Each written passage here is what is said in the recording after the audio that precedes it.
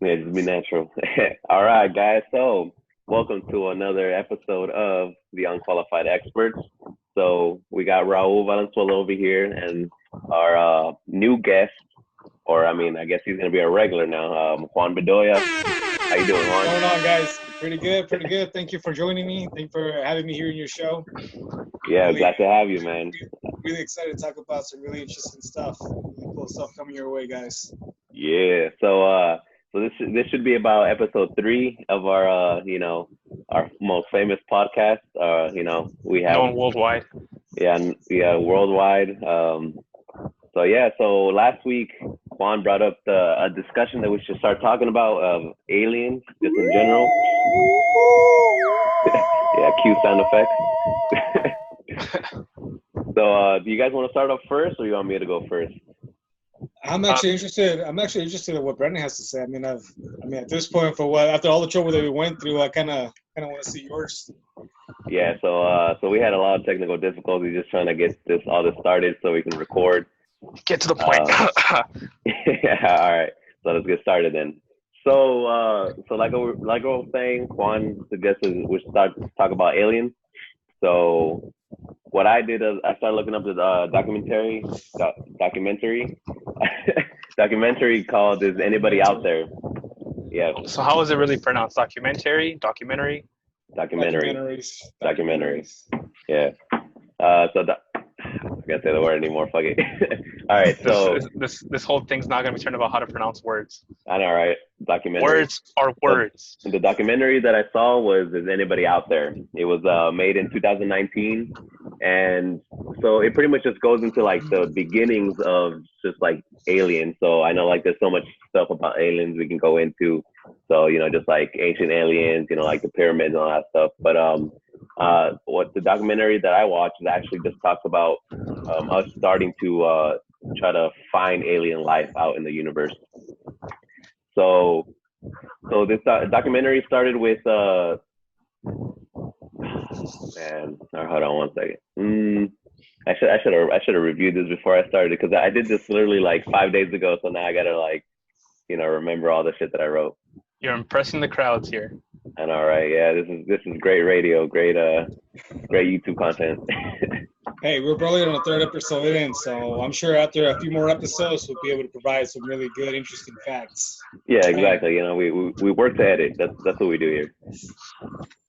All right. So the beginning of the documentary talks about In the beginning. Technically yes in the beginning, but so it starts off with Carl Sagan.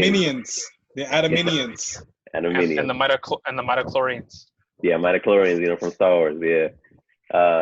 So it states with Carl Sagan. He was an American astronomer. He was a planetary scientologist, cosmologist, astrophysicist, astrobiologist, and like a lot of other like stuff. But so pretty much, he created a cosmic calendar to put into perspective where we fall compared to the history of the universe. Because the universe is like billions of years old. And so it starts off with just trying to explain like where we fit in this timeline of history. And so he condensed the whole history of the universe, starting from the Big Bang up to now, into 1 year. So the Big Bang, like on this calendar, just for scale, the Big Bang would be January 1st. The sun would form on September 8th. And on September 11th, that's when the Earth formed. And we don't show up like on this example of this calendar. We wouldn't show up until December 31st. So it kind of puts in perspective how like humans, like we're just like a little blip on the history of the universe, right? Right. So for like this, go ahead. I was gonna say, this almost seems like it carries over to like the Bible too. How about they say like God created the heavens and the earth like the first day and created basically every part of the living ecosystem that we all know as the universe, like in 7 days, 6 days, and he rested on the seventh day. And it's something that I think we've talked about this before, where like it's almost like to God has a day, but because we're so like we're not really here for such a long time, our days are stretched out in millions of thousands of years. Kind of like the Big Bang Theory, how this whole universe started out of nothing and became something, and it's rapidly expanding. And now all of a sudden it's starting to contract again. The theories behind different universes and etc. That's actually pretty interesting. Right. Yeah. Yeah. So yeah, I've actually heard like someone talk about that similar thing where it's just like, yeah, like in the Bible it says God created the earth in 7 days, but that doesn't necessarily mean like 7 human days, because we don't know how much time one day is to like God or a God would be. So yeah, that that does remind. I remember that. So like I was saying, that cosmic calendar. So it just goes to show you, like, just humans in general just take up such a small portion of history in the universe. And just thinking about that, like civilizations could have risen and fallen, like ancient civilizations could have like traveled the universe and and like died out throughout that whole time. Planets could have been created and destroyed multiple times over before you even showed up. Before our like ancient ancestors even came to being. And so that's what I was talking at the beginning of that documentary. And so one of the things they were arguing, or they were talking about in the documentary, was that if humans are really the only intelligent life in the universe, then that will mean that it's a miracle that we even came to be in the first place. Because like statistically, like just like how many planets there are, how many stars there are, and everything, like statistically, there should be aliens out there. There should be some form of life out there. It's like statistically almost impossible for us to be the only beings in the universe. And so I'm gonna share right now so you guys can see like the cosmic calendar a little bit, so you can have an idea how it looks like. All right, can you guys see that? Mm. Yeah, I could. Oh, that's really cool. Oh, okay. Yeah. Yeah, so you see, so like it's a little cosmic calendar, so you can have an idea of like like I said, that calendar. So if the whole universe was just condensed into 1 year, it just goes to show you how like kind of pretty much how insignificant we are. Right. So that's just one thing that I thought was pretty interesting.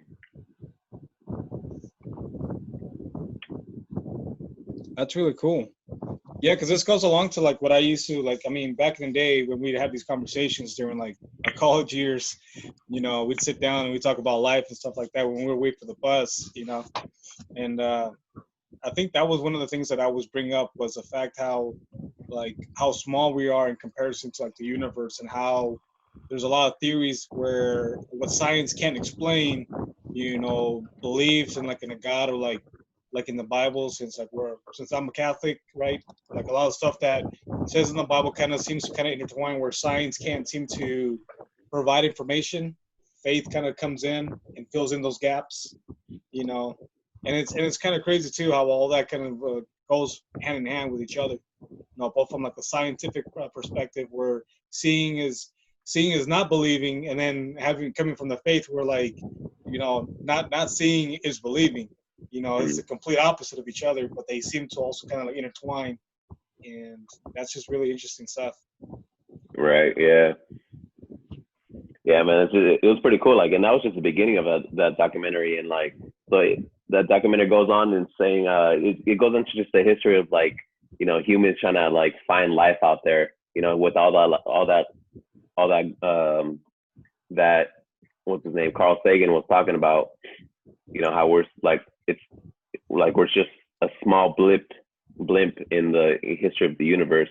So it goes on about like talking about how we actually do have like a program that's out there like looking for extraterrestrial intelligence, and that organization is called SETI, so SETI, and it stands for Search for Extraterrestrial Intelligence. So this institute searches for signals from extraterrestrial life using radio telescopes. So it receives radio waves that intelligent life could possibly be radiating. So, for example, like the one example they gave was like when you're tuning a radio, you get static, right? You get static. So, like the old school radios, like you have the little knob. So like you would twist that knob until like you finally get to a station. So it's all static, and then once you get to that station, you start hearing things, right? You start hearing like the radio voices and stuff like that. And so so the radio noise in like the universe, those would be like quasars, those would be like hot and cold gases, and like galaxies giving off their own like signals. And so that would be the static of the universe. And like what they're trying to search for is the actual like something like a radio frequency that like an intelligence would give off. And so SETI actually got its start in NASA back in 1992 with the high resolution microwave survey, but funding got cut from that program in 1993 by Senator Bryan from Nevada, and so NASA wasn't able to recover the SETI wasn't able to recover that program. They weren't able to get funding. So what this institute did, the SETI Institute, they started a nonprofit, and they took that job from NASA so they can start searching for extraterrestrial life in the universe. And so one of the biggest radio telescopes that SETI has was called Arecibo, the Arecibo telescope, which is a 210-foot radio telescope located in Arecibo, Puerto Rico. Which that was actually surprising to me. I was like, oh dang, because like every time I think of Puerto Rico, I just think of like a small island. You know, like they have. I always hear like bad things about Puerto Rico because every time a hurricane happens, like they always get fucked up by the hurricane. So I was actually surprised to see like this big old telescope, that's in Puerto Rico, and it was one of the radio telescopes used in Project Phoenix. And so before then, Project Phoenix used a radio telescope in Parkes Observatory located in New South Wales in Australia, which allowed the observation of about 200 stars that were not visible in the northern telescopes. So this program, what's called Project Phoenix, other radios they used was in Green Bank Telescope in West Virginia, and also there was like another place too. I forgot because there was like 3 different locations that they used so they can like search for extraterrestrial life. The program itself only lasted from 1995 to 2004. And throughout that time, it wasn't like the whole time they were using these radio telescopes, because they were big telescopes that they were used for like other missions and other stuff. So the only time they had to search for like extraterrestrial intelligence was 2 sessions out of the year, and those 2 sessions only lasted 3 to 4 weeks. Oh wow! Yeah, that's so kind of small. Yeah, it's like pretty much when you think about like a whole scale of a year, like only 2 times out of the year that you can use it for 3 to 4 weeks, like that's pretty much nothing, especially when you consider how many stars there are. Was there a reason behind that? Yeah, so like the reason was because all these telescopes were like, because they're so big, they were used for other projects. What those other projects are, I'm not sure. I don't really look into it, but that's the reason. It's just like they were used for other things that they needed, so that they were only able to schedule these two blocks per year. Oh wow! So I remember, I remember like scientists all over the world have to apply for these programs, and just to get certain time on certain telescopes around the world. I had a professor out here one time. She was excited because she's like, I finally got approved, and I'm going to Hawaii or something like that to use a telescope for like 2-3 days. Like it's been a long wait list because there's only so many of them, and then there's so many astronomers, astrophysicists who want to use it. Mm-hmm. And it's a long waiting list. Imagine being on that waiting list, and they get to use it for 3 to 4 weeks. I think that's probably a good deal for them on one aspect, but on the other aspect of actually searching for it, it's minuscule. Yeah. It's kind of like that of like a timeshare where like everybody's pitching in for like a whole year, and you can only stay there for like a weekend or like a couple of days. Yeah. It's such a long wait for you to actually be able to actually go off and use the instruments for your research.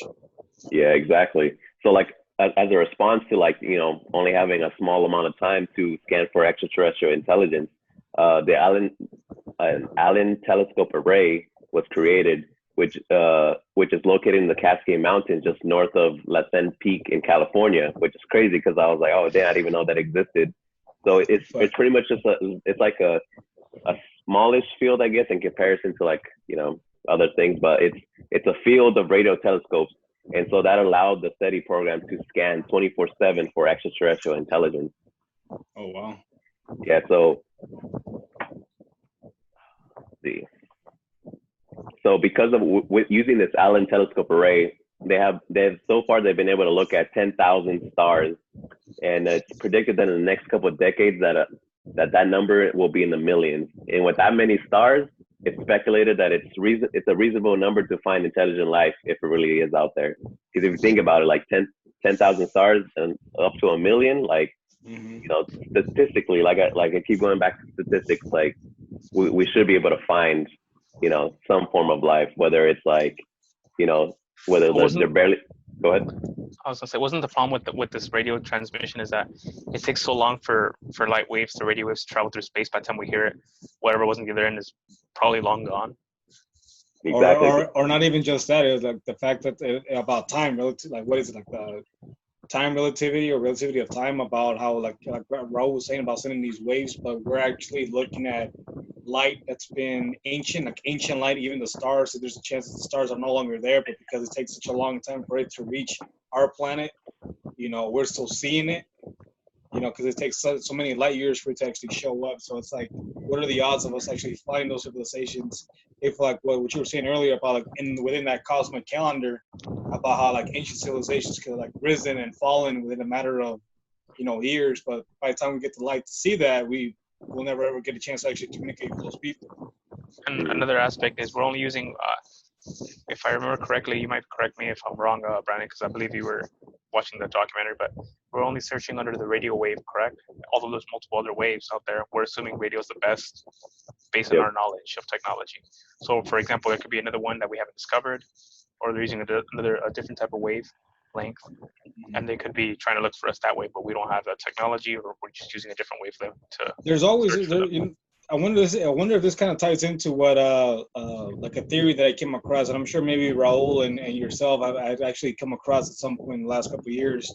The theory is behind of like dark matter, or like black matter or something, where basically there's so much space in the universe that there's actually like this dense dark matter, and that there's a chance that because our eyesights are developed in such a way that we can only see visible light and not ultraviolet or like some other light in the spectrum world, that there's actually maybe like some sort of like celestial beings out there, sort of like close to gods, in a sense, because they're able to survive in such an environment. But because we can't see them, there's no way for us to ever see them.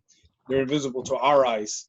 And it's almost like this kind of carries over to what you were talking about, I believe last week, when you were talking about like the Tesseract and like the different dimension, like the fifth dimension or the fourth dimension, how they're able to see these dimensions from the outside, whereas we can only see like 3 dimensions and 2 and 1 dimension. That's really big stuff.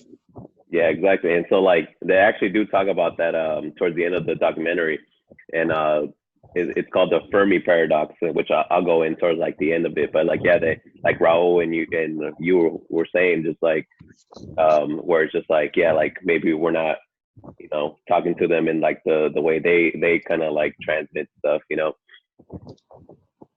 Well, I mean, Adam Sandler did it, and they came back and attacked the world in pixels. came back as Pac-Man and Donkey Kong, and we survived that one. Yeah, and that's the thing too. So that's like the probability of that happening. Like it could be possible, for all we know. Statistically, there could be like some beings out there that represent that like could look like Pac-Man or like Donkey Kong for all we know.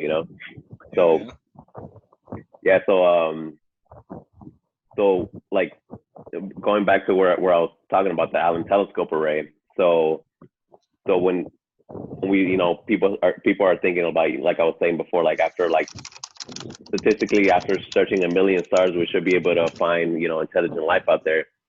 Scientists are thinking that if we do find extraterrestrial intelligence, they come up with a conversation of, should we even make contact? Because if we do, then who do we choose to speak for, like the human race? Because like once you do make contact, you got to find a representative. You know what I mean? It's not like we can all talk to them at the same time.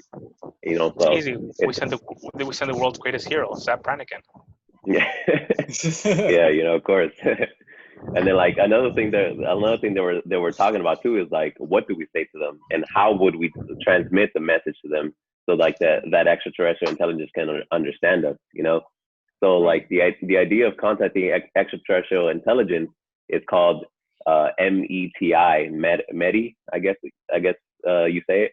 So it stands for Messaging Extraterrestrial Intelligence. So we've actually already tried to like send messages to to just out there in the universe. So the first message that was sent to space was on the Pioneer Space 10 probe that was launched by NASA on March 2nd, 1972. It was like this gold plate attached to the probe, and you guys might have seen it somewhere. Like I'll show the screen right now, but Actually, let me just share and then I'll explain it. What was the name of it again? Yeah, I remember what it is, but I don't remember the name of it. I think that's what the movie Pixels was based from. Oh, is They it? sent. I think that's what it was based from. It was based on the actual event about how like NASA sent up like a collection of records or like collections of like human history in a condensed version. Mm. Oh, that's the plaque. Yeah, so that's the plaque. So it was actually on the Pioneer 10 and the Pioneer 11. They both had this plaque. And it has that's our coordinates in our solar system, I believe, right? Yeah, exactly. So you have as you see this picture that I pulled off Google. So you have the picture of a male and a female, and they have the silhouette of the spacecraft, so they can kind of like tell like how tall we are compared to the spacecraft where this plaque is attached to.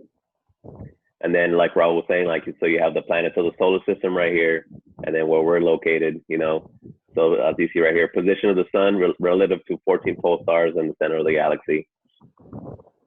Yeah, so then, like I was saying, so the Pioneer 10, they had this plaque. It's just a gold plaque. And then they had on the Pioneer 11 that was launched in April 6, 1973, they sent a similar plaque. It's pretty much the same thing from what I saw anyways. Which one is the one that has audio on it? As in, I believe one of them has audios of all different type of languages in the world, songs, music. I wonder if that was Pioneer 11 because that's what I'm telling you, that's what the movie was based from. When they sent out all of that collection of audio and like games and like stuff like that, they were even using like the old style, like was it like the floppy disk or something like that, like the old memories. Yeah, so that's actually like the most recent one message that we sent out there. Let's see, real quick. Yeah, so that's actually the third message that we sent out. But there was another message before that we sent out, and it was sent. So like I said, so the last plaque that was sent was in 1973, right? By in the Pioneer 11 probe. So the next message was sent in 1974. So literally just 1 year after Pioneer 11 was sent out. So in 1974, we sent a message using the Arecibo telescope, like I was saying before, that's in Puerto Rico, this big old telescope. And the message itself was called the Arecibo message, and it was a binary message. The message was sent, it was more as a demonstration of like our human technological achievement. It was that more than just, trying to send out a message to the universe. So the message was consists of 7 parts that encoded different things. So I'll show you guys a picture of it. I have it right here too. So it looks pretty cool. And then I'll explain like what each like line means and all that. All right, can you guys see that? It's taking a second. Oh wow. Yeah, so that was, like I said, that all this was sent in binary, but like that's when you put it together, that's how it looks. You sure it's not pixels? It looks like pixels. I know, right? I mean that's what pixels are. Pixels are just like like little dots and stuff like It's that. like little bits. Those are made up of binary code. So like I'll scroll up here. So this is pretty much what each line means. All right, so you have the numbers 1 through 10. So that's our numbering system. Then you have the atomic elements in the next line. So hydrogen, carbon, nitrogen, oxide, and all that stuff.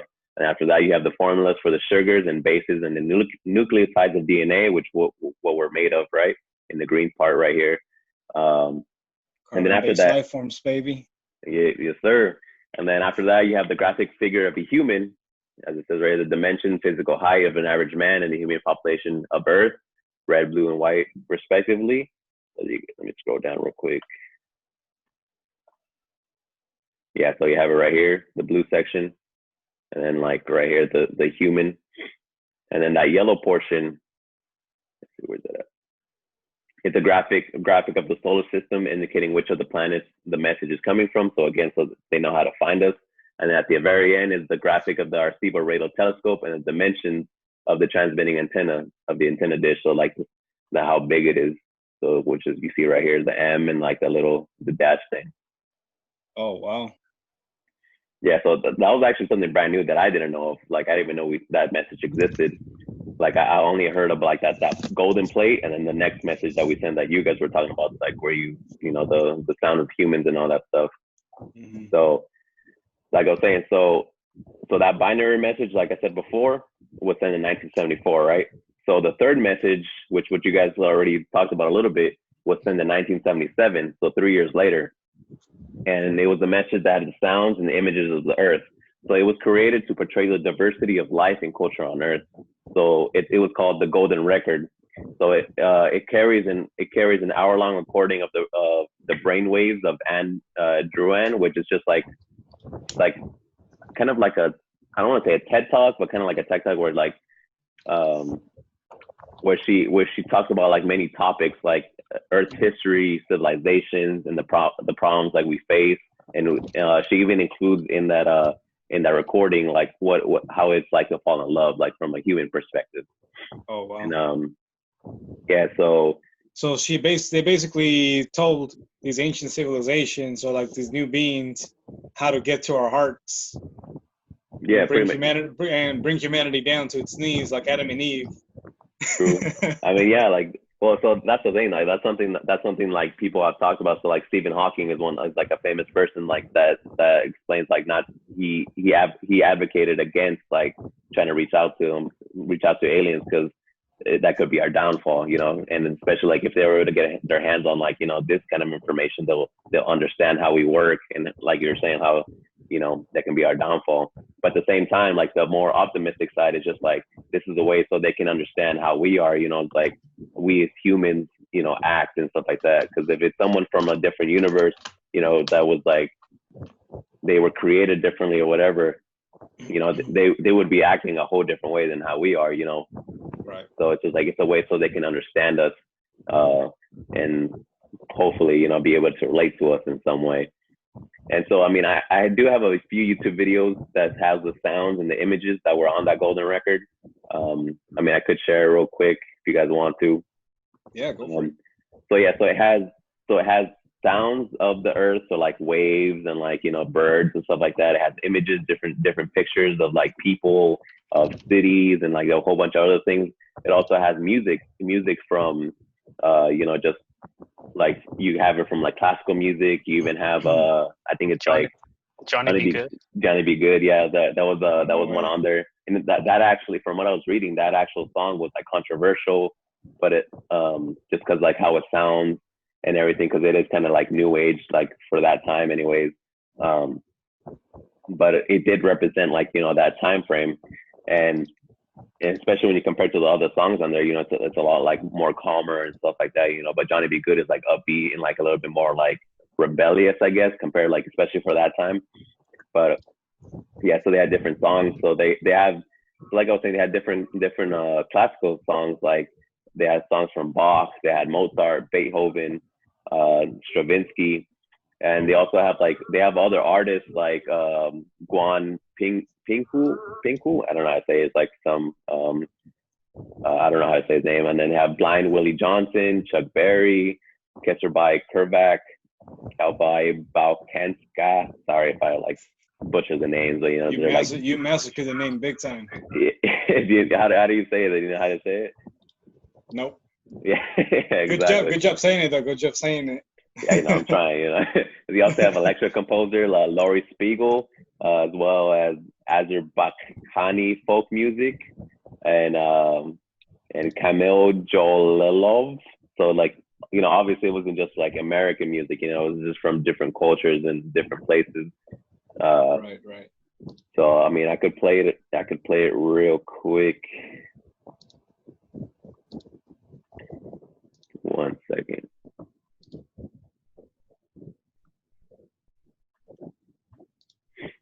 Yeah, so I'm just gonna edit this part out of, you know, the video, that way we don't have any lag time. This also give me time to take a piss, because I need to take a fucking piss.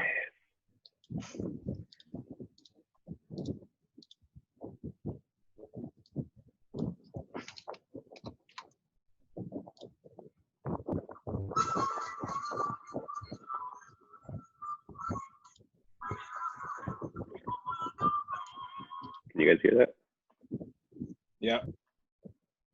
I don't hear it. Sayın Türkçe bilen arkadaşlarımız, sabah şeriflerinize hayırlı olsun. Konnichiwa. O genki desu ka? I can hear it. All right, cool. So I'm gonna pause it real quick while I take a piss. Like I said, I'm just gonna edit this part out. So, and the Zoom meeting says it's gonna end in 10 minutes, so we're probably gonna have to end it and then just start up again. And I'll just edit it together after. Episode 3 extended. No, I mean it's gonna be one episode. It's just I'm just gonna edit it together, so it's like it's just gonna be like a cut.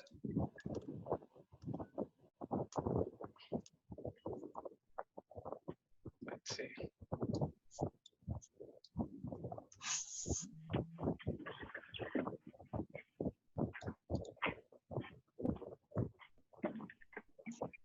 All right, you guys ready? Yep. Sure. All right. All right, so this is a YouTube video from the Golden Record. So if you guys can hear the audio and see the images, it's just like Raul was saying, just like different images and sounds of Earth. So you have a picture of an island, like different sounds, different people, moon. You have highways, stuff like that. Wishes you have to all I don't who know may exactly encounter what this is, Voyager like and receive this message. Enviar a todos los seres del universo un afectuoso mensaje de paz y yeah, so you have like musical notes. You have children. You have a male and a female line, and stuff like that. And so like this whole video is about 22 minutes long. Greetings and sounds from Voyager's Golden Record, NBC, Deep Space TV channel. So there's like a bunch of different videos that show like, cause there's like a lot on there on these golden discs, and there's actually 2 golden discs that they sent out, and it's just like this is made with, like I said, with all these images, all these sounds, and like I said, the music too. So the music I'm gonna play right now. Fucking.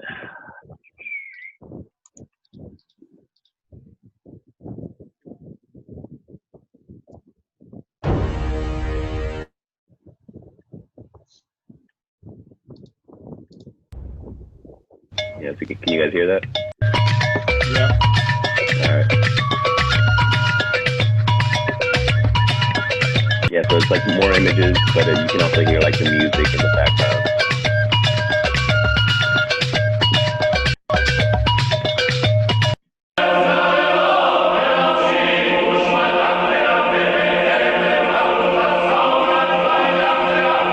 But yeah, so that was, like I was saying, so that's the most recent message that or the latest message that we sent out in space. And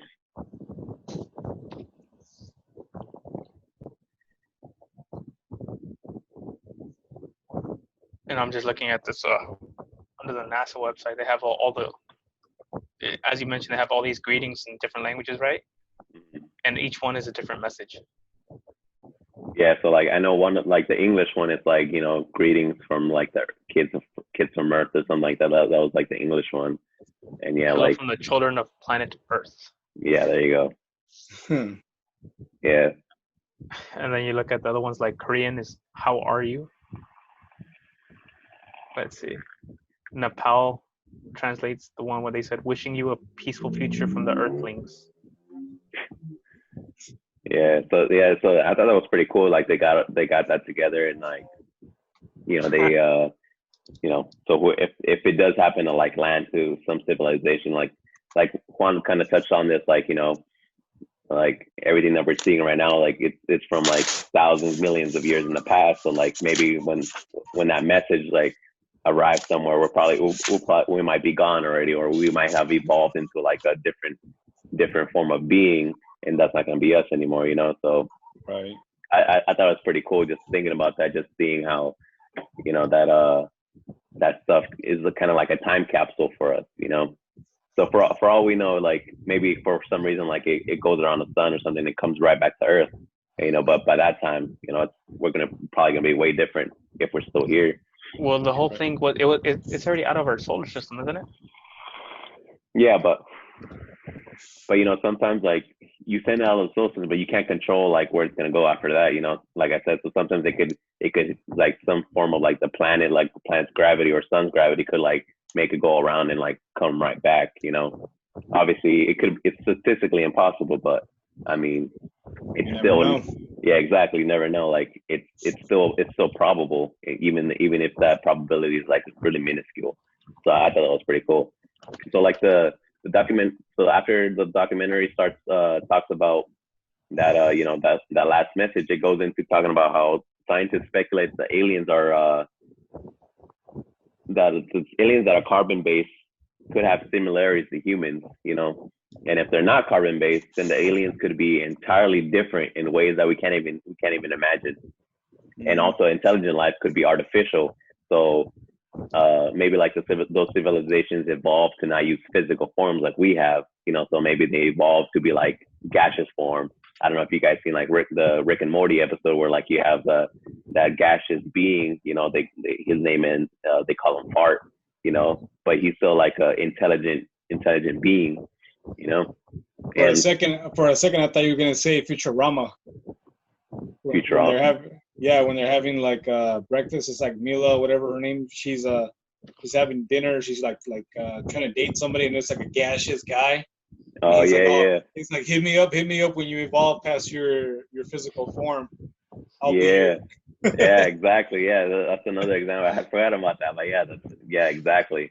So it's like, so that's another thing. So like, we don't know if they evolved to like, you know, like that to be like a gaseous form, like some other form that we can't even imagine, or even like how kind of where we're facing, like we're starting to see right now, like a technological form, or like they created AI, or they created, you know, like a computer or electronic based system, and like maybe they just uploaded their consciousness onto this AI system, and so they don't even need physical bodies anymore, and now they're like everyone's consciousness is in a computer, you know, or like maybe or they're living in San Junipero.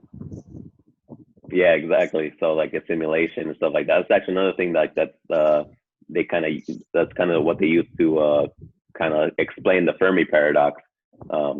But before I get into that, it's just like, so like for all we know, or maybe that this civilization created AI, and that AI took over, kind of like what's called Terminator, you know, where like they created this AI, and the AI took over the world, and then for all we know, the AI killed all the living beings, and now the AI is the only thing in that planet, you know.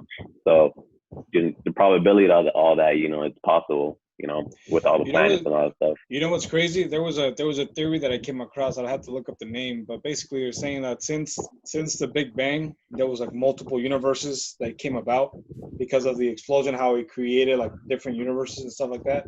Well, anyway, they were saying about how like some people dream, and how they say when a human dreams, back in survival mode, like caveman days, dreams were designed to kind of help evolve us and like, gather experiences for the real world. So like in the real world, when you'd wake up, your brain already has an experience, a set scenario, and has an idea on how to like go about that experience. Well, the idea of this particular theory was deja vus, about how essentially how you see something that happened in the past, but you're living it now. And the idea is that because all of the beings in humanity, life in general, all is intertwined, it's connected somehow, you're able to live other people's experiences. It's why like a lot of people are able to like what is the word, sympathize with others, and like sometimes also like being able to put themselves in another person's perspective, another person's experience and shoes. Well, the idea behind sleep is that when you sleep, you almost have like a bodily experience, almost like a spiritual experience. You're able to actually like jump around like in this, you know, spiritual world, and be able to actually go back and forth between different bodies and different entities. And the idea is that you're also able to like experience other lives that's your own, but say in another life you actually died, you know, you have that vivid dream about how you died, but in this reality you're not dead. You know, it's like it was like a paradox. Granted, a lot of this stuff was just talks, you know what I mean? It's not like it's set in stone, but it's just an interesting theory and an interesting idea of looking things, especially in the dream world, you know, and how that kind of relates to like some of like the science stuff and like. All right, so we're back. So we have to start a new meeting, but Juan was on a roll there. I don't want to interrupt him. No, it was a quick smoke break, guys. But we're back. There you go, intermission. Now we're back. Yeah, so Let's see, just because I'm almost commercial break. So I'm almost done. I'm getting to the last part of my alien research that I saw. So just to finish it off, so like I was saying, talking about at the beginning, about the Fermi paradox, which is the contradiction between the lack of evidence for extraterrestrial civilization and the various high estimates for the probability. So pretty much, like the statistics show that, out of all the stars, all the planets out there in the universe, which is like infinite, why haven't we seen anyone yet, or why haven't we been visited by any aliens yet? And so there's been attempts trying to answer this paradox. So I have a few listed down here, and I can explain a little bit into it. So a lot of them are self-explanatory. So one of them is extraterrestrial life is rare or non-existent. So for whatever reason, just like maybe there is extraterrestrial life out there, but they're very few and far between. It's just we just haven't searched in that area that they existed yet, or maybe they don't exist at all for whatever reason. Maybe we're just a miracle. We just happen to be intelligent, the only intelligent life out there. So another explanation is there's no other intelligent species that have come up yet. So maybe we're just this part of the time of history, time of the universe. It's just we're the only intelligent life right now. Like maybe in other planets, it's just like bacteria right now. They haven't evolved yet to like the consciousness that we have yet. Or maybe or maybe they're like in their what's called caveman ages. So they don't have any like advanced technology yet.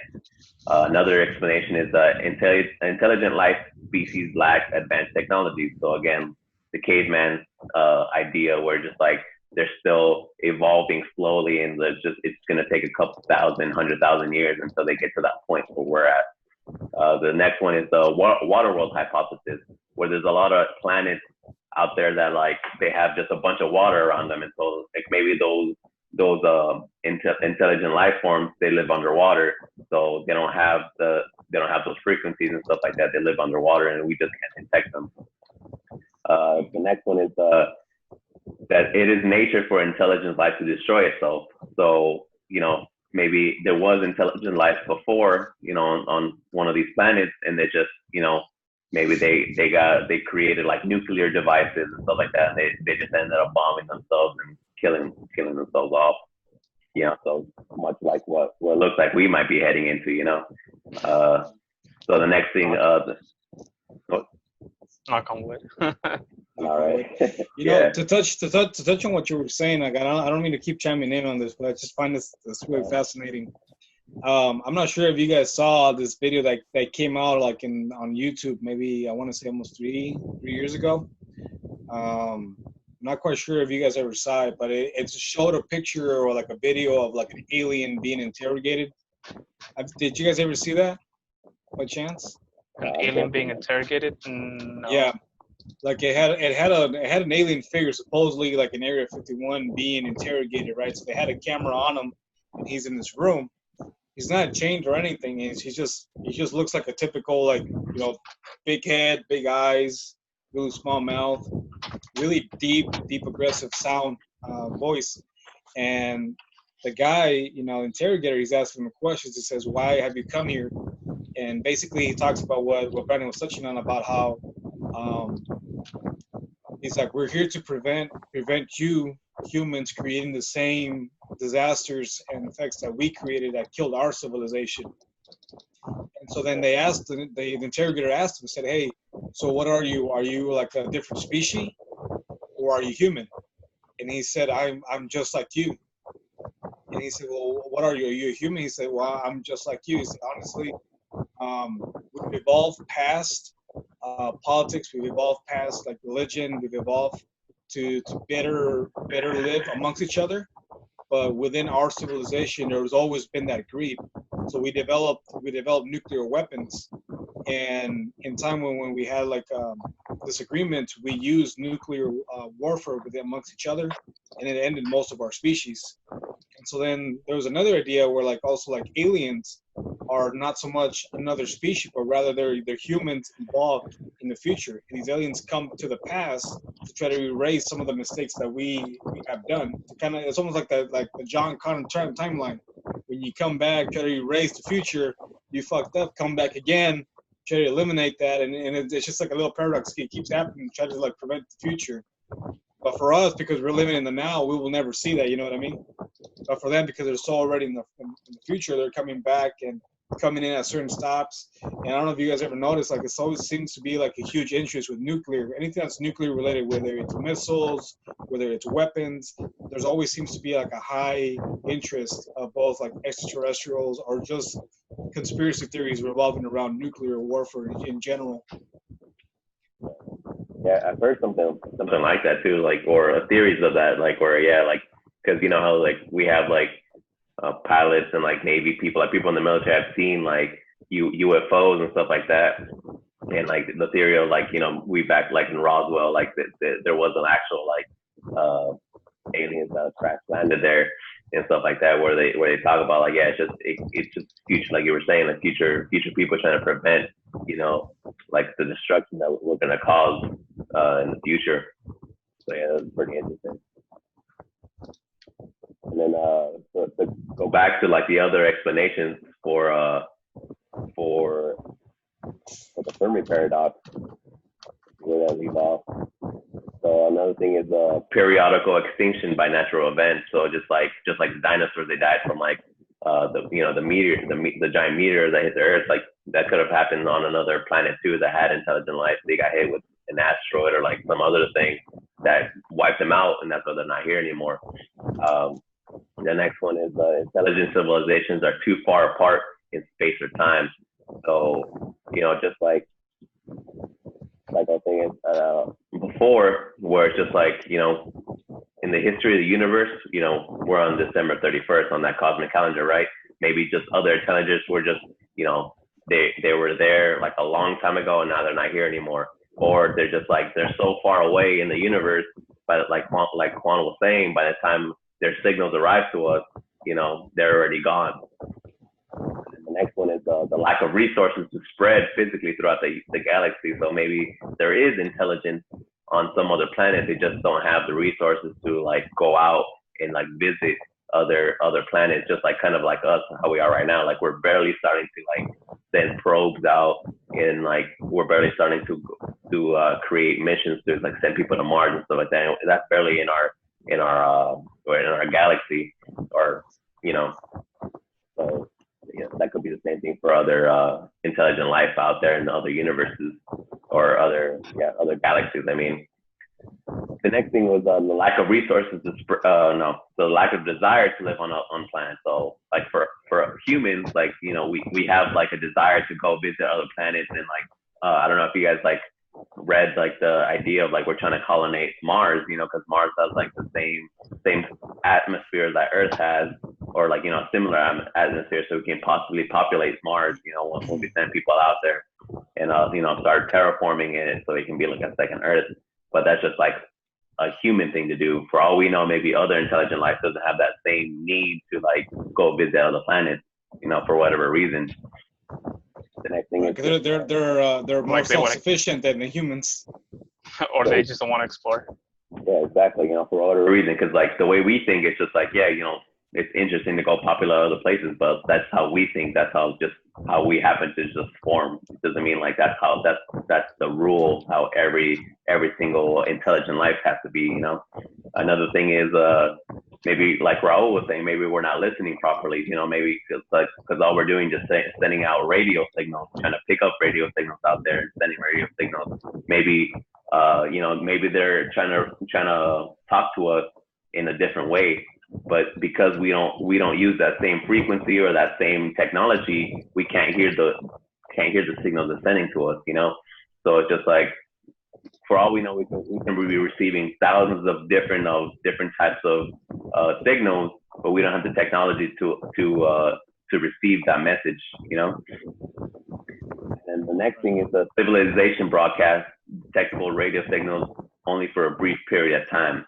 So maybe like a lot of these like correlate with each other. So maybe like civilizations just like us, like we send out signals and all that stuff, try to look for signals, but like, you know, it only lasts for so long, and those signals take a long time for it to go to, like, you know, to a certain place that you're sending signals to. And by the, like I was saying before, by the time it gets to us, those civilizations are already gone, you know. Right. Or maybe they're only sending like certain pings for like a certain amount of time, and then like, all right, they're moving on to the next one. And by the time we receive those signals, it's already too late, you know, like they're gone, whatever. You know what's crazy, and I just thought about this right now. In the movie The Fifth Element, when they're in space, it seems like they have like satellites, you know, in space. I wonder if that's something like maybe scientists ever thought about doing. Like, obviously, it's gonna be pretty expensive if they just start dropping satellites out in the middle of nowhere in space. But you know, having like maybe like some sort of like streamline where you can send a message and it can actually travel further. You know what I mean? But who knows? It's just a little something, a little out there that I was thinking about. Well, isn't the satellites in our case be the actual, like, the Pioneer and those Voyagers? Do they send signal out, or is it just keeping it to, like, I would assume they would keep it until eventually dying out, because I mean they'll never run for too long, you know. Which is why I'm assuming they have it on the plaque. The first 2-3 Pioneer missions, well, the first two, and then the third one being the sound, right, where it's like on a loop or something. Yeah, it's probably just on the loop. But I'll keep going. So you guys are talking about the golden record, right? The one where it has like the Earth, and so that's just a record. It's not like it's playing constantly. It's just the records themselves are just there. They do have like the stuff to like so you can hear it, but it's not like it's playing on a loop while it goes out. It's just the disc there. Yeah, that's what I think that's what Raul and I were talking about, because like where I was coming from was like, why not have like sort of like when a satellite goes out, have a ship or like at a certain point, a certain light year or a certain mile or something, it'll release sort of like a smaller satellite, right? So it would amplify the signal from Earth. Obviously, we're in a rotation, so that it's almost like the satellite would have to also be like in a rotation to be able to kind of follow suit with the rest and be able to like ping that message across. And I think what Raul was talking about was, oh shoot, I'm drawing a blank right now.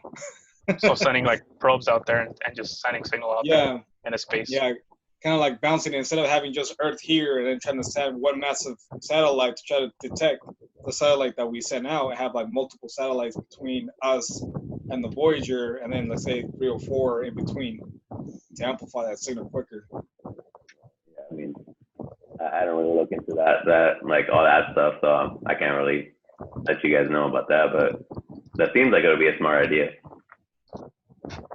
Yeah, so like to continue on for where I left off. So the next thing to kind of like talk about that paradox, to kind of like talk about it, is maybe the people we're trying to contact, or the intelligence we're trying to contact, they're just too alien, you know. So it goes back to the other topic that I was talking about. Maybe they're just sending signals that we just can't interpret. You know, they're just completely different. Like I keep saying, we can't even imagine because of the probability of how different they could be. You know, that's why we haven't found anyone. Another one is just like everyone, like all the other civilizations, they're listening. You know, just like us, we're trying to like find these frequencies, but no one is transmitting signals out. You know, so that goes back to what Stephen Hawking was saying. Is like, you know, you don't want to contact anyone because they could come and like pretty much conquer us and destroy us. So maybe other civilizations have that same idea where just like, you know, we want to find where intelligent life is, but we don't want to let them know that we're here. You know, we just want to see if there is other intelligent life. So like if they're not transmitting, then like, you know, we're never going to find them.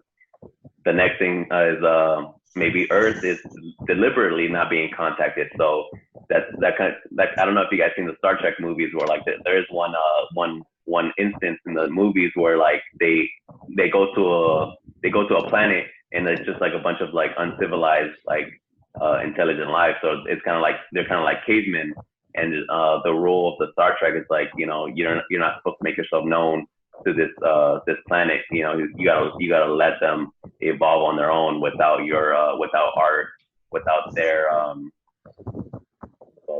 intervention. Yeah, there you go. Without their intervention, you know, that way they can make their own mistakes and do everything without you interfering with that. So maybe that's the same thing happening with us. Maybe just there's a higher intelligence out there, like that sees us as like, you know, primitive, even though we think that we're like, oh yeah, we're pretty advanced and everything compared to where we were. But for all we know, we could still be cavemen to the eyes of someone that's more intelligent. Another like idea in the reason that they're not trying to contact us is like, you know, maybe we're part of an experiment.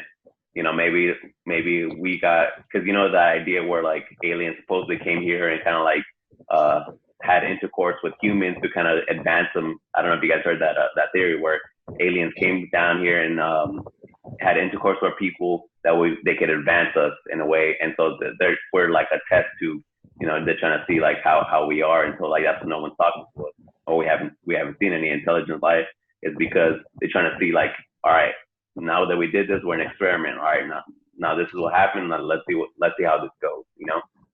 Oh, so I wonder if they were the ones who dropped the Rona-virus on us. Well, that's the thing. Oh, you know.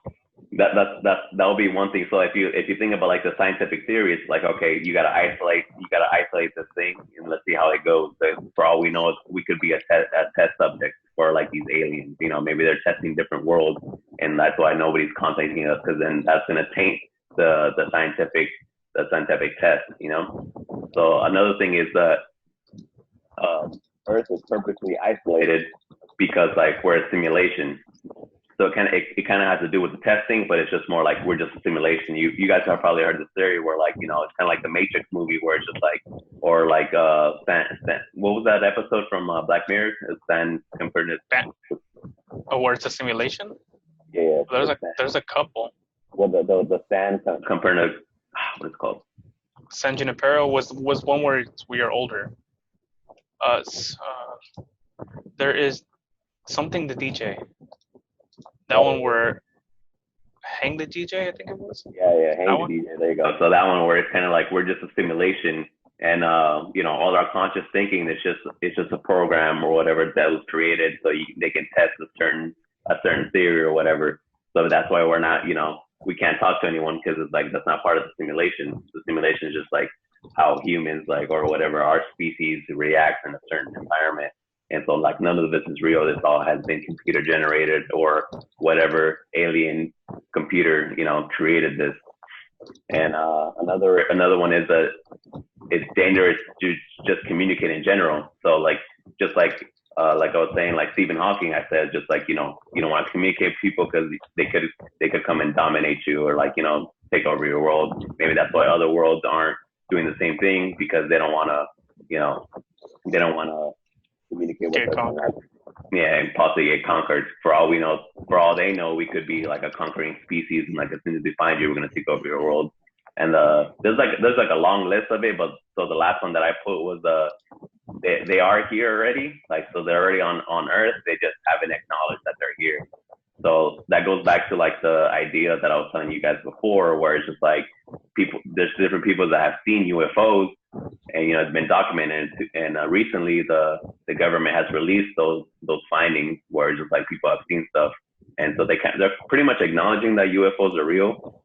And so for all we know, like the aliens have visited us already. They just haven't made themselves known. They haven't been like, yeah, we're an alien species, we're here. It's just like they're just like visiting here, just watching us. And so that's how the documentary ends, is like kind of like giving examples, you know, of like how to kind of disprove the fact of why we haven't seen anyone. So it was pretty interesting. It was like I said before, like it was a 50-minute documentary, but it took a long time to like research all this. So it was still really interesting, because there was just like so many ideas of why we haven't contacted people yet, and just the fact that like we are still a young species, like that's why we haven't seen anyone. So I thought it was pretty cool, you know. So that's why I decided to look into this documentary, trying to talk about aliens. Which was this documentary's name again? It was called Anybody Out There. I found it on YouTube actually.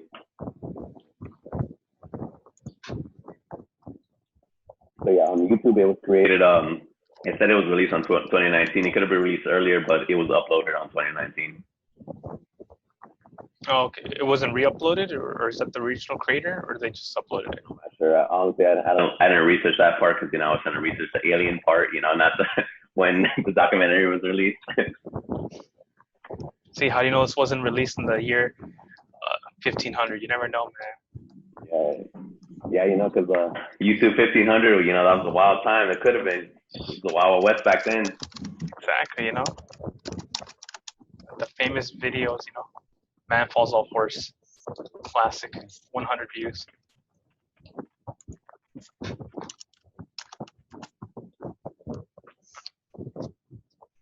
But either way, you found that one. How did you just find that? You just searched it up on YouTube, like aliens, or how did you specifically find that one?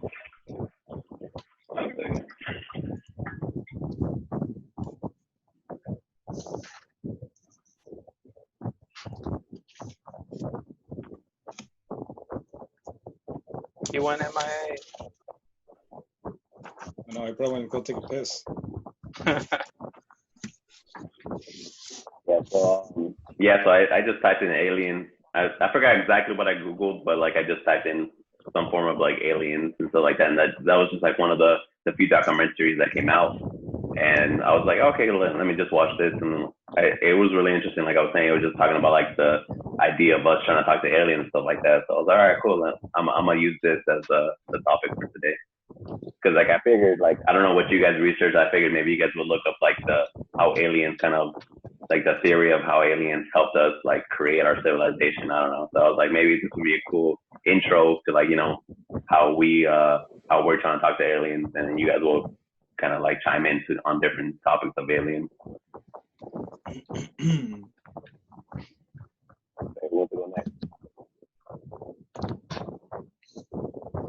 I can do mine as short and to the point.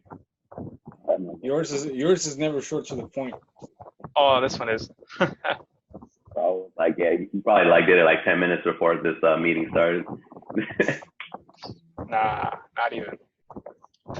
Nah, all I did honestly was watch a couple episodes of that Ancient Aliens. And this other one, it was about the UFOs in America, or unsighted, something like that, scene from the military. Okay. I didn't finish the whole series because it's quite a lot of episodes. But what I did see is there were some cases here, off the coast of California. As we mentioned earlier, some of the fighter jets, they're flying, they see something odd on their spacecraft. They have recordings of it. They can't explain what it is. They try to track it, and they can't find it, essentially. And they're trying to say it's mysterious. One guy said he was charged this organization in the U.S. To try to investigate weird objects to determine whether it was who created this. For example, a spaceship that travels super fast, faster than our fastest jets. Who created it? Its origins, or any other mysterious thing that's out there. And according to this show, at least, this guy quit the force because he was getting ignored too much, and he was trying to find out people who would vouch, essentially. And so he found these two pilots who were on a mission. And in this mission, as I mentioned, they saw something fly across their radar. They were trying to track it, follow it, and see what it was. You could see, and they even have footage of it seeing in its radar, a little red dot going back and forth. They call it a tic tac, because that's essentially how it looked like, just like a red tic tac.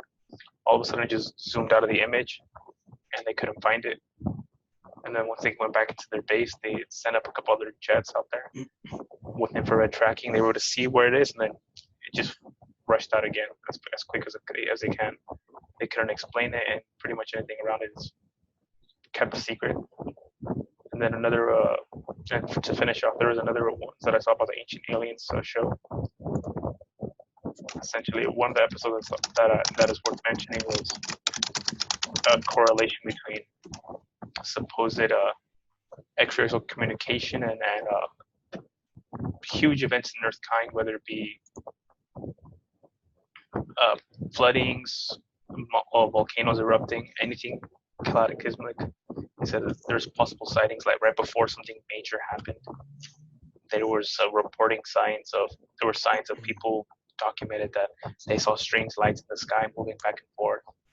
One case in, I believe it was 1800s in Nuremberg, Germany, they had a case where they're saying they saw these weird cannon-shaped objects in the sky of multicolors, and it looked like they were having a battle out there in the sky. Just nonstop action up there. The chariot of the gods going back and forth. Pretty much. I mean, the first thought I would have thought first maybe it's like a meteor shower or something. But they're saying some of these objects landed on the ground. They tried to follow it and they just never found it.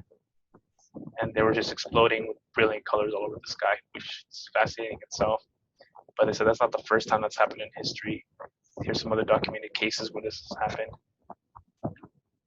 And so it leaves the person who's skeptical up there being, maybe there is some sort of communication with that, because they're trying to explain also, how did we go from cavemen to a giant civilization building pyramids? Was pretty much the source of this, of what I was able to get. It's like, there's got to be something, because who thinks a giant pyramid within, I'm not saying it's decades, it's thousands of years, but yeah, how do you go from caveman to that? But the fact that they were able to make these pyramids so perfectly aligned, I believe they were lining up to Orion's belt, if I remember correctly. It was like the three pyramids were lined up to that. Oh, I didn't know that. During the winter solstice or something. Yeah, they're the Great Pyramids of Egypt. There's 3 of them, and supposedly like they mapped them out to like the stars, and what they found, it's almost like a map that tells you exactly where the Orion's belt is. Orion's belt has three main 3 stars, and they're saying about how like where did that knowledge come from? One, where do they get the machinery to cut so precise the stones? 2, where do they get the stones from? There's no stones in the immediate area. It's almost like that one scene in, I'm not sure if it's in Greece or Graceland, they call it Stonehenge. You know, where the hell did they get all these stones and perfectly cut? I mean, even with today's modern technology and heavy equipment, it would take thousands of years to be able to move the stones over and then like cut them, make sure that they're perfectly aligned. And it's almost like the information would have to be shared amongst generations to be able to complete those structures. That has to be some sort of like divine intelligence, or like, you know, like some mathematics that people haven't come up with yet, or some weird inventions that was used to move that stuff around. Yeah, but yeah, I've heard that thing too. So where it's like, you know, it seems like it should be alien intervention, but there's also the theory of like we underestimate how smart ancient civilizations used to be, because like a lot, like we were talking about before, like there's a lot of knowledge that has been lost throughout the years. You know, whether like different civilizations conquered other civilizations, destroyed, you know, the information from before. Because as we know, history is just the telling of how things went from the victor side, you know. So like one example I could say was like the Crusades, where like there's people fighting for like in the name of God, and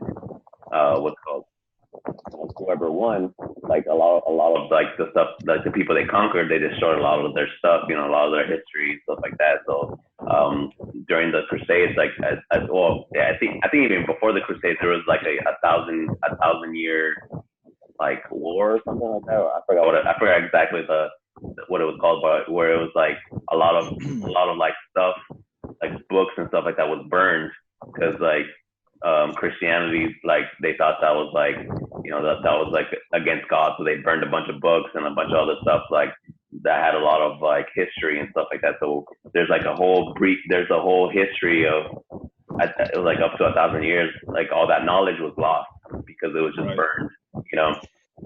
Yeah, no, and I believe that too, because like I know like there's a lot of theories, and we're gonna go. It's gonna kind of shift into like religion and stuff, but there was a lot of theories that I would hear about how like even like the modern day Bible that talks about Jesus, you know, like where he was born and stuff like that, and how they make it seem like he was born on December 25th, like towards the winter. The problem is that I think somebody had gone in and took it a step further, and they were actually analyzing where he was born, or where he was said to have been born according to like the Dead Sea Scrolls.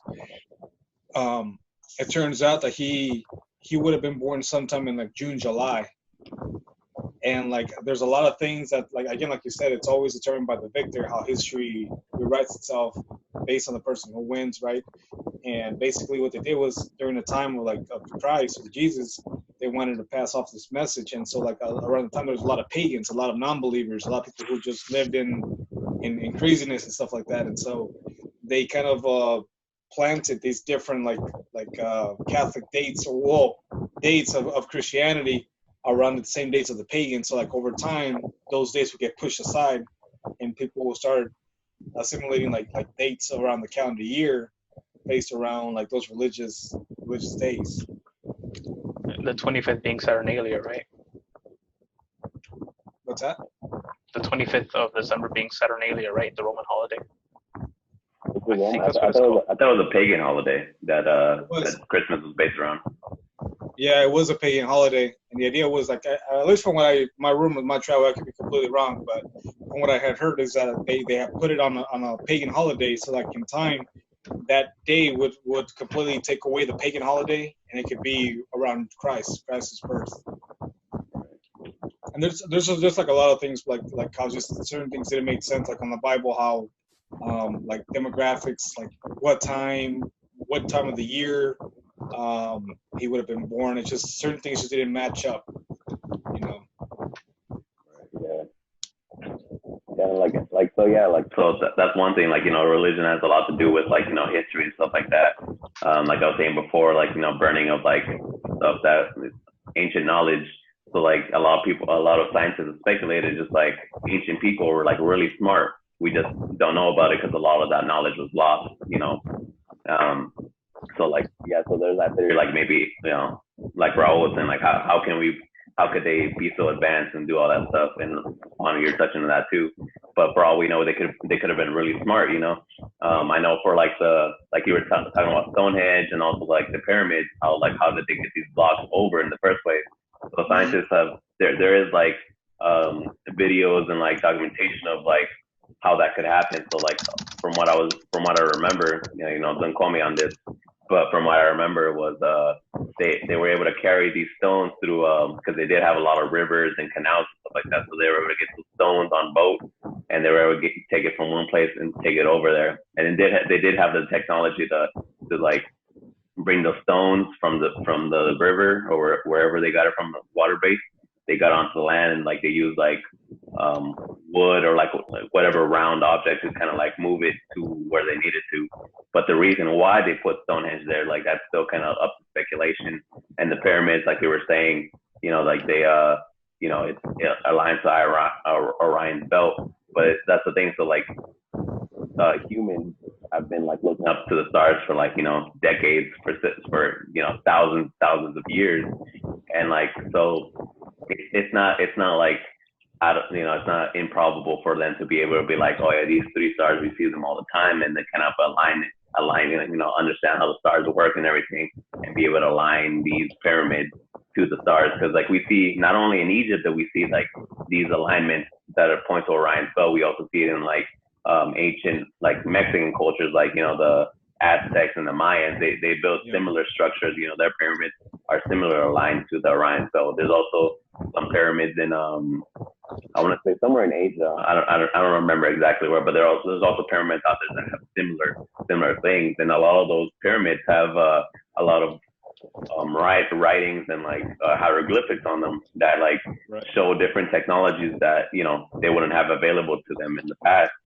So that's what a lot of people speculate. You know, maybe aliens did visit because, you know, they have like, there's a lot of, I mean, I remember watching this in Ancient Aliens, but I did research a little bit into it, and like it was like ancient like technologies, like where it shows like flying technology and stuff like that.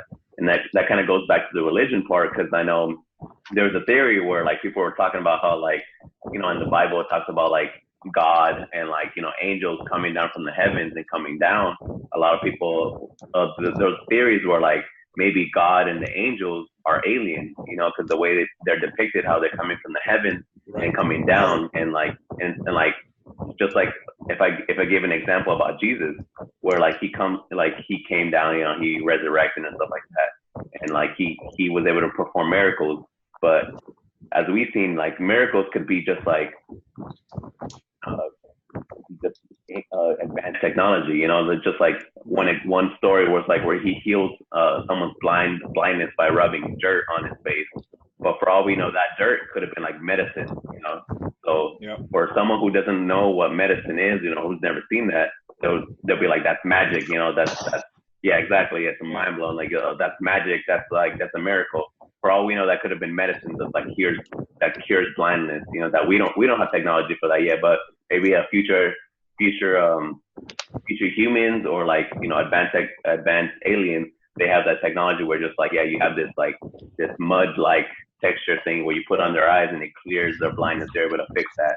So so that's why that theory, I was so interested in that theory. Was it's possible, maybe just Jesus was an alien. He came down and he was helping us humans out, and it's just people think he's a god because he had all this advanced technology. Because if you think about it, all the stuff we have now, if we were to go back to the medieval ages or even the caveman ages, and we were to cure someone, if they got struck by a sword or by a spear or something, and you give them antibiotics and they're cured, it's just oh, that's magic. This guy's a god, He's a witch. Yeah, he's a witch. Wizard. Yeah, if he floats in the water, he's a witch. Yeah, exactly. So that's another thing too. It's gonna be it'll be like an episode of The Simpsons. Sorry, Treehouse of Horror, where they're they tie Marge and her sisters, and they're if you're a witch, you're gonna fly out. If you don't, you'll fall to your death. Either way, you'll still fly away. you'll fly one way. Yeah, exactly. So it's just so that's what I always thought about too. Miracles are just it's just science that hasn't been explained yet. It's just something that we just don't understand. Because back in the caveman era, fire was magic. Back in the 1500s, 1600s, if you have antibiotics, it's just that's magic. You should be dead by now, or you're alive. You're a witch, like Juan was saying. It's just it's unfathomable. Unfathomable. It's against God. It's just stuff you don't understand.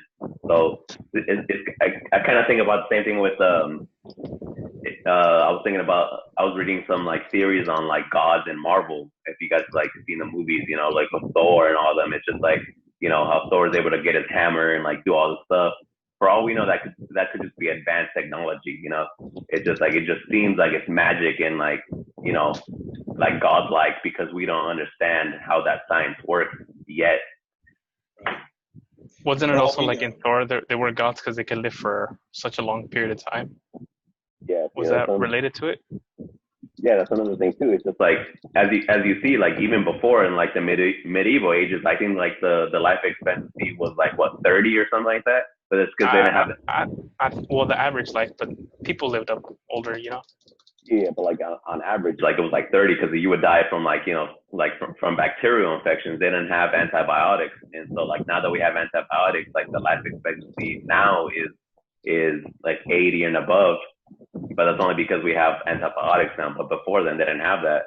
So it's just another thing. For all we know, we could advanced civilizations could create. All right, and we're back. This is the next meeting now. All right, so like I was saying, so shit, what was I saying? Talking about? Oh yeah, so for all we know, just like I was saying, Thor, they could just have advanced technology that we just don't understand yet. That's why they live so long. It's just their science and their medical advancements can let them live longer than we can. Right. Yeah. So that was pretty cool. Just those theories. So I don't know, Juan, if you want to go next, since Raul just finished his thing on aliens. So it's your turn now. Well, hey, I mean, we're having a great conversation, man. I mean, I think this is probably the first time we've actually sat down and had a 4-hour conversation on aliens. So yeah, 2 hours on technical difficulties. There you go. Right, but we're good. We got it sorted out. So yeah, granted, this was a lot of ancient aliens, and I think Brandon, you hit a lot of that stuff as well.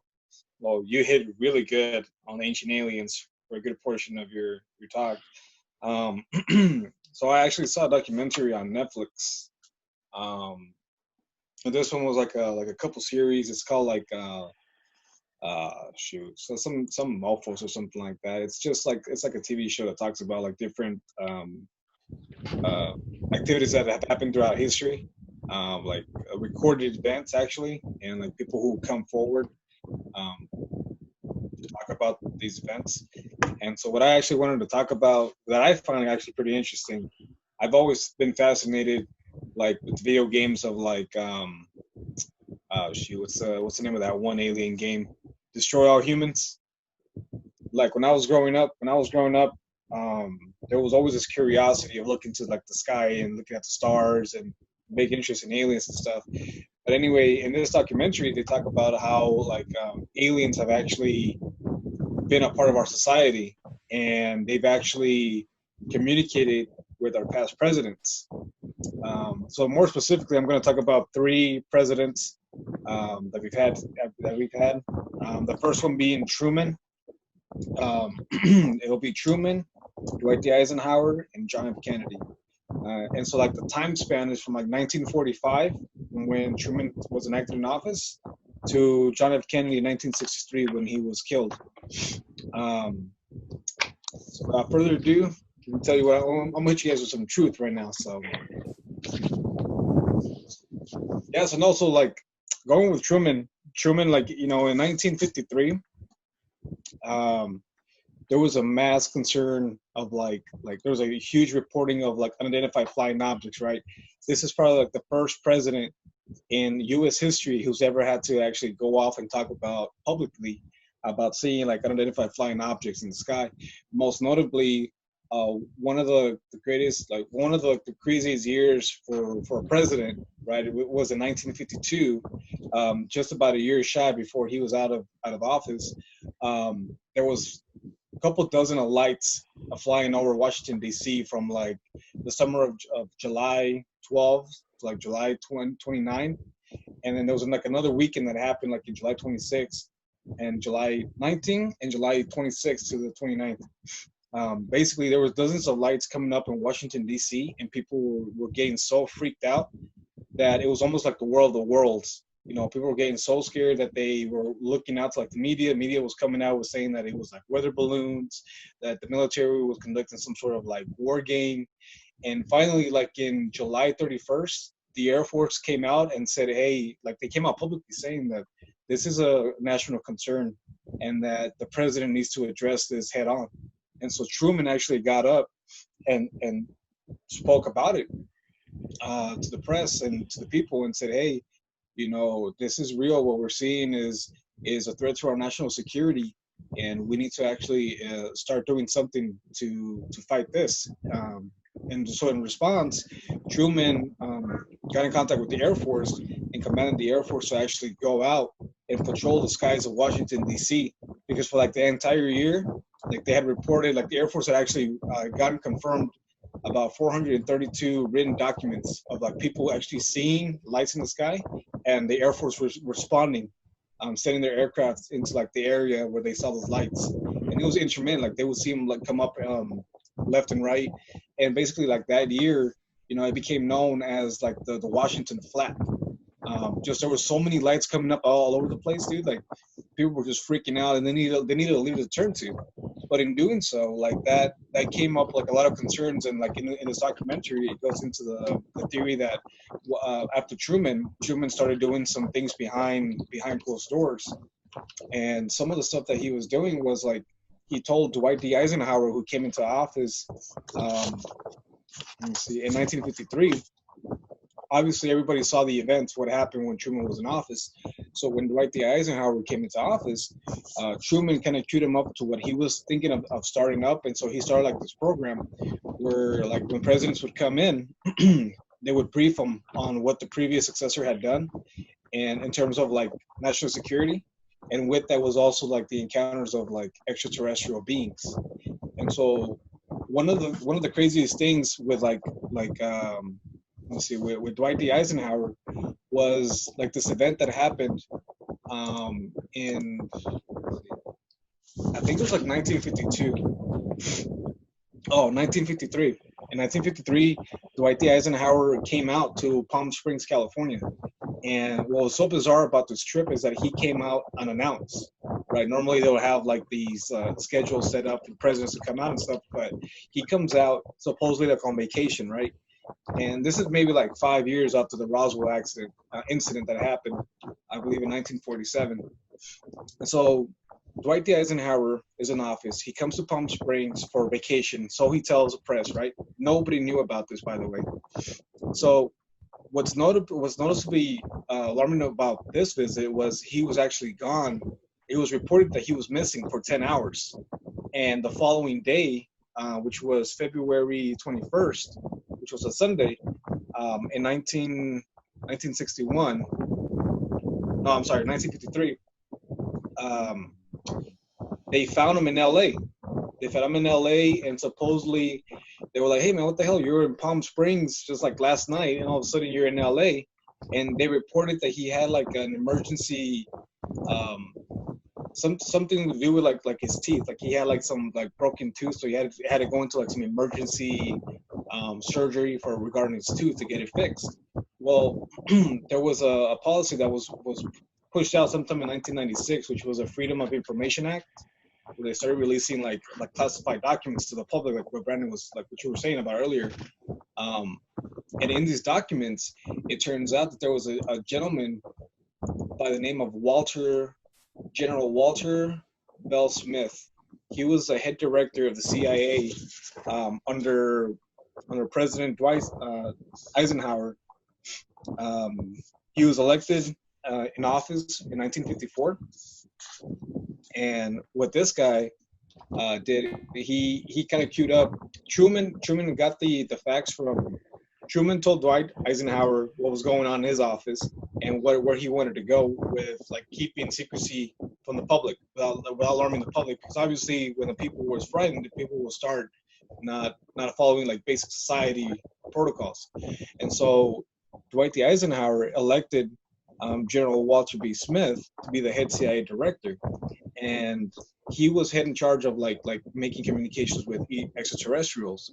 Well, what happened was when Dwight D. Eisenhower went to Palm Springs, there was a hidden meeting. There was a secret meeting that had been organized by the Secret Service and this general. It turns out that during the events of Roswell, the Roswell event, there was actually some beings that were recovered. And the conspiracy goes out to say that there was a secret meeting between like some extraterrestrial race and Dwight D. Eisenhower, and basically it was like a truce meeting where they would be willing to give the president access to weaponry in exchange of like protection and immunity from the public. So shortly after that, President Dwight D. Eisenhower enacted a mandate. He actually put out a letter. It was called Mandate 0463. It was adopted on March 1st, 1954. And basically what this paragraph goes on to say, it says that it states that under no circumstances are the general public or public press to learn about the existence of entities of extraterrestrial life. The official government policy is that such creatures do not exist. And this was something that was enacted in 1954, just 1 year after like the meeting was done. Well, shortly after that, there was the documentary goes on to say that there was hidden meetings, secret meetings with Lockheed Martin, Boeing, ACO, and some of like the major pioneers in the aerospace industries, and that they got together and they were actually conducting reverse engineering on some of the aircraft. Well, shortly after that, like Lockheed Martin came out with 3 different style of Secret Service or secretive projects. One being the B-2 bomber, which everybody kind of knows about. It's the long one that has like a triangle shape. The Lockheed Martin F-117 Nighthawk. It's a pretty bitchin' ship, man. It almost looks like a diamond ship. It almost looks like it has an exoskeleton. And the other one being the SR-71 Blackbird. Like these were some of the highest secretive ships that came out around the time like 1950s, 1960s, but they weren't disclosed to the public until like the late 70s, late 80s, when they finally came out saying, hey, this is what we got, like to do like reconnaissance missions and stuff like that. Well, anyway, with Dwight D. Eisenhower, let me see if I can pull up my notes real quick. Oh, after doing all this, like this protection to like these species, like these extraterrestrials, the director came out. The director of Bell Smith, he didn't take too kindly to what was going on. Like he started having like almost like a psychological meltdown, and he actually wrote a letter. And this document is actually available online on the CIA.gov. It's basically like a library from the CIA where they release like all these documents to the public. And in that, he actually talks about, it says on the last paragraph, page 1, it says, finally, since it appears desirable that we have a psychological operations plan to assure the continued orientation toward the West, since the State Department is believed to be prepared to undertake the preparation of such a plan, I ask that the board consider the question of requesting the Department of State to initiate this undertaking as a matter of priority. And basically this letter says that, hey, if we disclose publicly that Dwight D. Eisenhower, Truman have had some sort of truce, or the fact that at Roswell we recovered like alien bodies, what are these psychological effects that are going to happen to the general public? Obviously, one of the biggest things when people, if we were to find out that we're not alone in the universe and there's another being out in space, what's the first thing people are going to say? You know, that's going to be like a culture shock to their belief system. You know, that everything they know about religion goes out the window. Everything that they once stood for and they once lived for and they believe so deeply to their hearts will be shattered into pieces, and they won't know how to respond to that. So what happened then is that the U.S. government started coming up with what they called a false flag operation. Basically, after that meeting, when Dwight D. Eisenhower promised immunity to like these beings in the secret room at Edwards Air Force Base, they started bringing out like sort of like propaganda, kind of like bringing out like pictures, propaganda of like these little green men. I don't know if you guys ever seen the movie. What the hell is it called? Paul. It's a movie that came out maybe 6-7 years ago. It's a comedy movie. Yeah. With 2 guys from England. So in that movie, it actually, like, I think it's like the beginning act. There's a scene where they there's an RV, right? They get pulled over, whatever, and the alien was able to like cloak himself.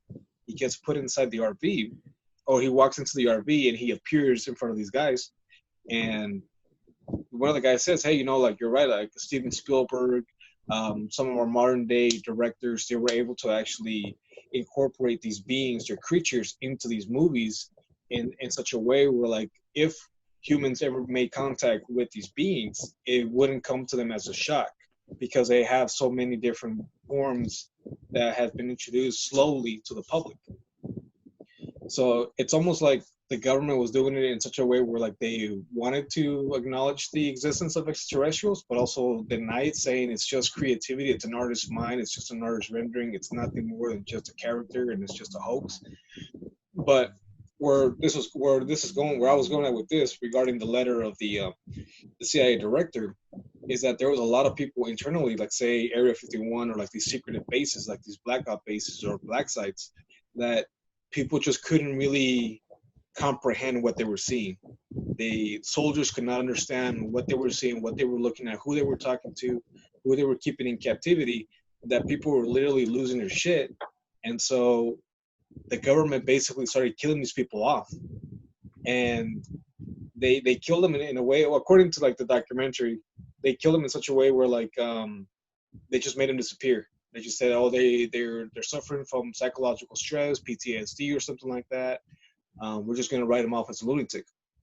And these lunatics basically became conspirators. They would be the ones trying to show people, hey, this is what I saw. I was part of this project, let's just say, for instance, Project Blue Book. So obviously when you have one crazy talking about something that nobody else has ever seen, what does the general public people think? He's crazy. And so that's what ended up happening, is like these people, even though they went off and started saying what they were a part of, people, the general public, just didn't really care much to hear what they had to say, you know? And so that kind of leads into like the next president, John F. Kennedy, who was elected president, let me see. 61 to 63. There you go, 61 to 63. And so like when he first went into office, one of the things he was also campaigning was the release of UFO files. John F. Kennedy was kind of like a rebel in his own way. And like these are times like, you know, you had the space race going with Sputnik. you had like you had the Soviet Union, right? You had like tensions between the U.S. and the Soviet Union. And according to this documentary, one of the biggest things too, obviously he was queued up as to what had happened with like Truman and Dwight D. Eisenhower with aliens and stuff like that.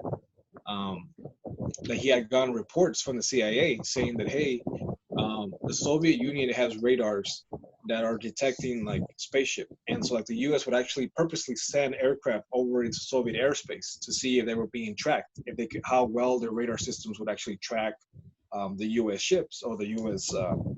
Fighter jets or planes. And what they found was like their radars weren't really all up to date, because they would detect the U.S. ones, but apparently like behind secret doors, the aliens would also like come in to like the Soviet Union where they had like the nuclear arms, nuclear weapons, and the Soviet Union thought that those UFOs were actually some sort of like a secret program that the U.S. was causing. So it's almost like the aliens were inevitably going to cause like World War III. And so John F. Kennedy started taking some heat over this, because he started telling the CIA and NASA to share classified information over to the Soviet Union. And the CIA didn't like that at all. The CIA, the NASA, I believe there was another entity, I just can't remember the name of it. Those three organizations were like, hey man, you got to really stop saying this. You can't disclose this information, especially this classified information and sensitive information, to our enemies. And John F. Kennedy was like, no, like we need to tell our enemies what we're going up against, because the last thing we want is a war not caused by us, but it's going to inevitably going to cause World War III amongst our both nations. So we need to be able to share that information. And according to like to reality and the documentary, you know, he went on public onto the public floor and said, hey, the existence of extraterrestrial life is plausible, and I'm going to do what I can to actually release these documents in my power. Well, 10 days later after he said that, he was assassinated. And then that kind of brings up a lot of like conspiracies at that point, because it's like, to me, for him to be able to make like the killer, right, the assassin, I'm not quite sure what his name was. I don't know if you guys might know. Raul, maybe you might know. It's just, I've always heard this rumor, especially with that bullet, because they always said like on National Geographic about how like the bullet entered his neck and then it actually exited through his thigh. And they're like, it's so weird, because the bullet would have had to come in such a way that it hits him, and then it would pause in midair, come down, go down his like stomach, and then come out like the thigh. And for whatever reason, they never really explained that. And that's something that like I saw when I was a kid, and it just kind of brought up my curiosity. So then it's like, well, why were they really trying to like keep him from saying that? And so some of the theories that came up in the documentary was, obviously, it's kind of like the Illuminati. People don't want you to know too much information. And John F. Kennedy was one of that type of guy who was trying to release the information to the public so the public could be aware of it. Another thing too, like, you know, leading into like other presidents, like Jimmy Carter, for instance. Jimmy Carter was actually campaigning in Georgia sometime maybe a couple years after, like late 1950s. And while he was doing like this campaigning, him and like 20 other people started seeing like these bright lights in the sky. He was the only president to this day that actually wrote like a UFO form saying that, hey, I personally saw these lights in the sky. During his campaign, he kept telling the public, he's like, I know that there's existence of some sort of like beings out there. If I get elected into office, I will try to disclose as much as information as I can. And which he did. He actually tried pushing for it, but what they found is like during his time in the presidency, there was a lot of pictures that came about. This goes on to say, like in the documentary, like his body language was a lot different. Yeah, like there's a lot of things that people would ask him, and there's certain things that he would just try to avoid altogether, and like his body language would just change when people would ask a question about extraterrestrials. And they were saying about how like that I find kind of interesting is that it's almost like I need to know, like there's, even though like there's presidents and like we would all assume that presidents know a lot of what's going on in the backgrounds, like say for instance like Area 51 and Black Site projects. there's really not a lot of information that are going to the president. So it's almost like, even though we have the United States in a democracy system, the president is not fully aware of what's going on with other government agencies. And it's almost like other government agencies are the ones that are actually controlling the masses. They're controlling the amount of information that people get and people see, because otherwise, you know, which is what this goes back to, like what that false flag narrative was saying, was about how, imagine how much all of our differences, all of our like greed, the world's problems would suddenly go away if we all had one common enemy and we would all unite under one like massive rule. And it's almost like the U.S. Is trying to manipulate that, because every other country, in this documentary also talks about that, like France, for instance. France actually went off and they appointed somebody to be able to kind of lead the forefront in that perspective about being able to make first contact with extraterrestrials, whereas the U.S. has always been shoot first, ask questions later. You know, kind of like in the movie Mars.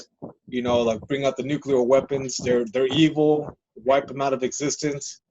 You know, which is what, and that's the thing too. Like in this documentary, it talks about how, like, obviously conspiracy theories and stuff like that, but they bring up, like, they don't go off and say it, but they bring up topics like, for instance, the war in Iraq.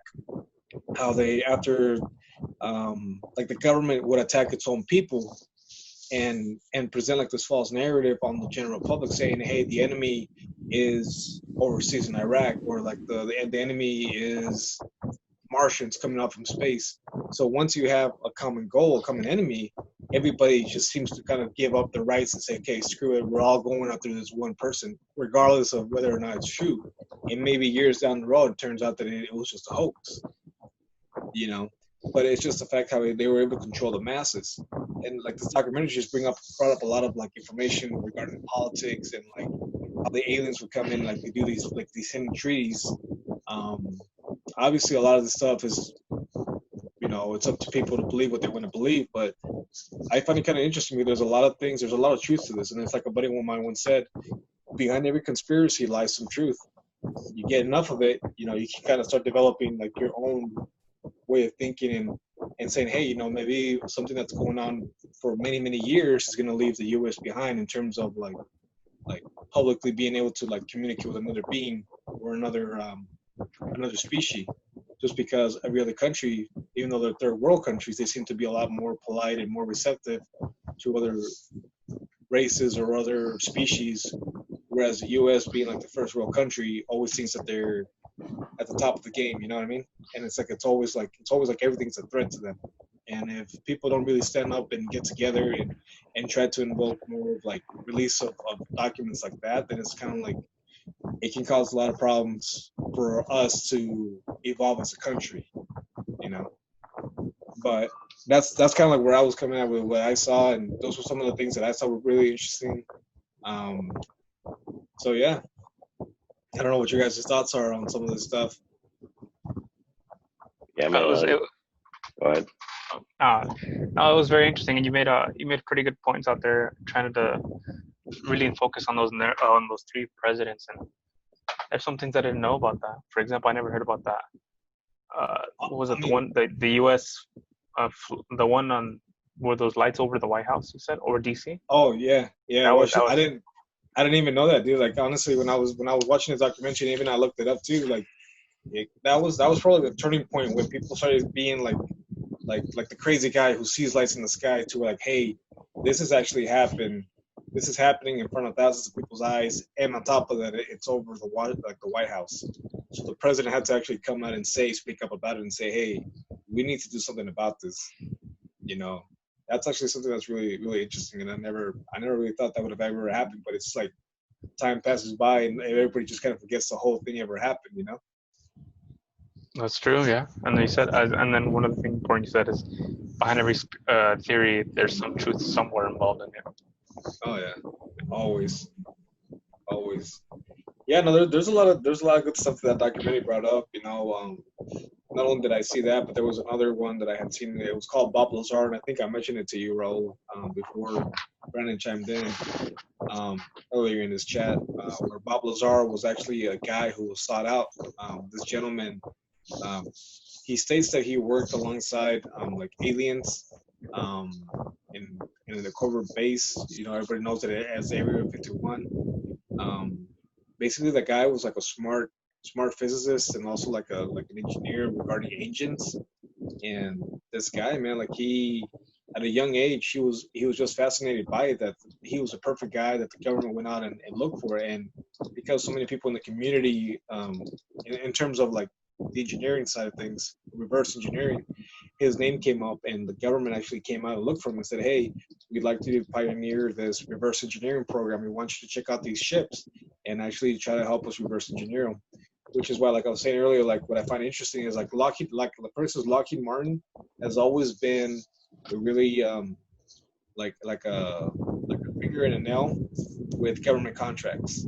They've always been well, like toe to toe with the U.S. government since the beginning of like the Industrial Revolution. Ever since like the Roswell incident, it seems like a lot of these companies, like Boeing, for instance, too, came up with like these designs. You know, and it's like, oh, you sit down and you really think about it, it's like, where did they really came up with these designs to be able to accelerate the growth of like flight systems? You know, like you take a step back, like there's been a lot of advancements in technology in the last 20, 30, 40 years, the last 50 years, you know, how we came from in the 1910s to 1920s from like the Industrial Revolution, and being able to just come up with cars from like wagons or just like ideas of like flight from what was like 1910, 1912, when you had like the White brothers trying to fly the first planes, to when you had Amelia Earhart trying to fly her plane around the world, to where like, you know, we had like the supersonic air flights like the B-2 bomber and like the Nighthawk.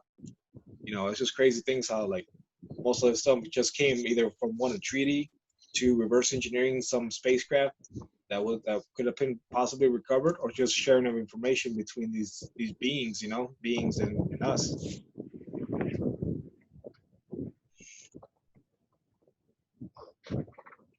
Yeah, I mean, So what did you learn, Brandon? I thought it was pretty interesting. Just like Raul was saying about the lights over DC, I was like, oh man, because just like he was saying, like I didn't know that either. It's crazy. It's just like all this stuff like that's happened, you know, like in like, you know, it's been publicly like, you know, stated, but it's just like Juan was saying, it's been kind of like forgotten and stuff like that.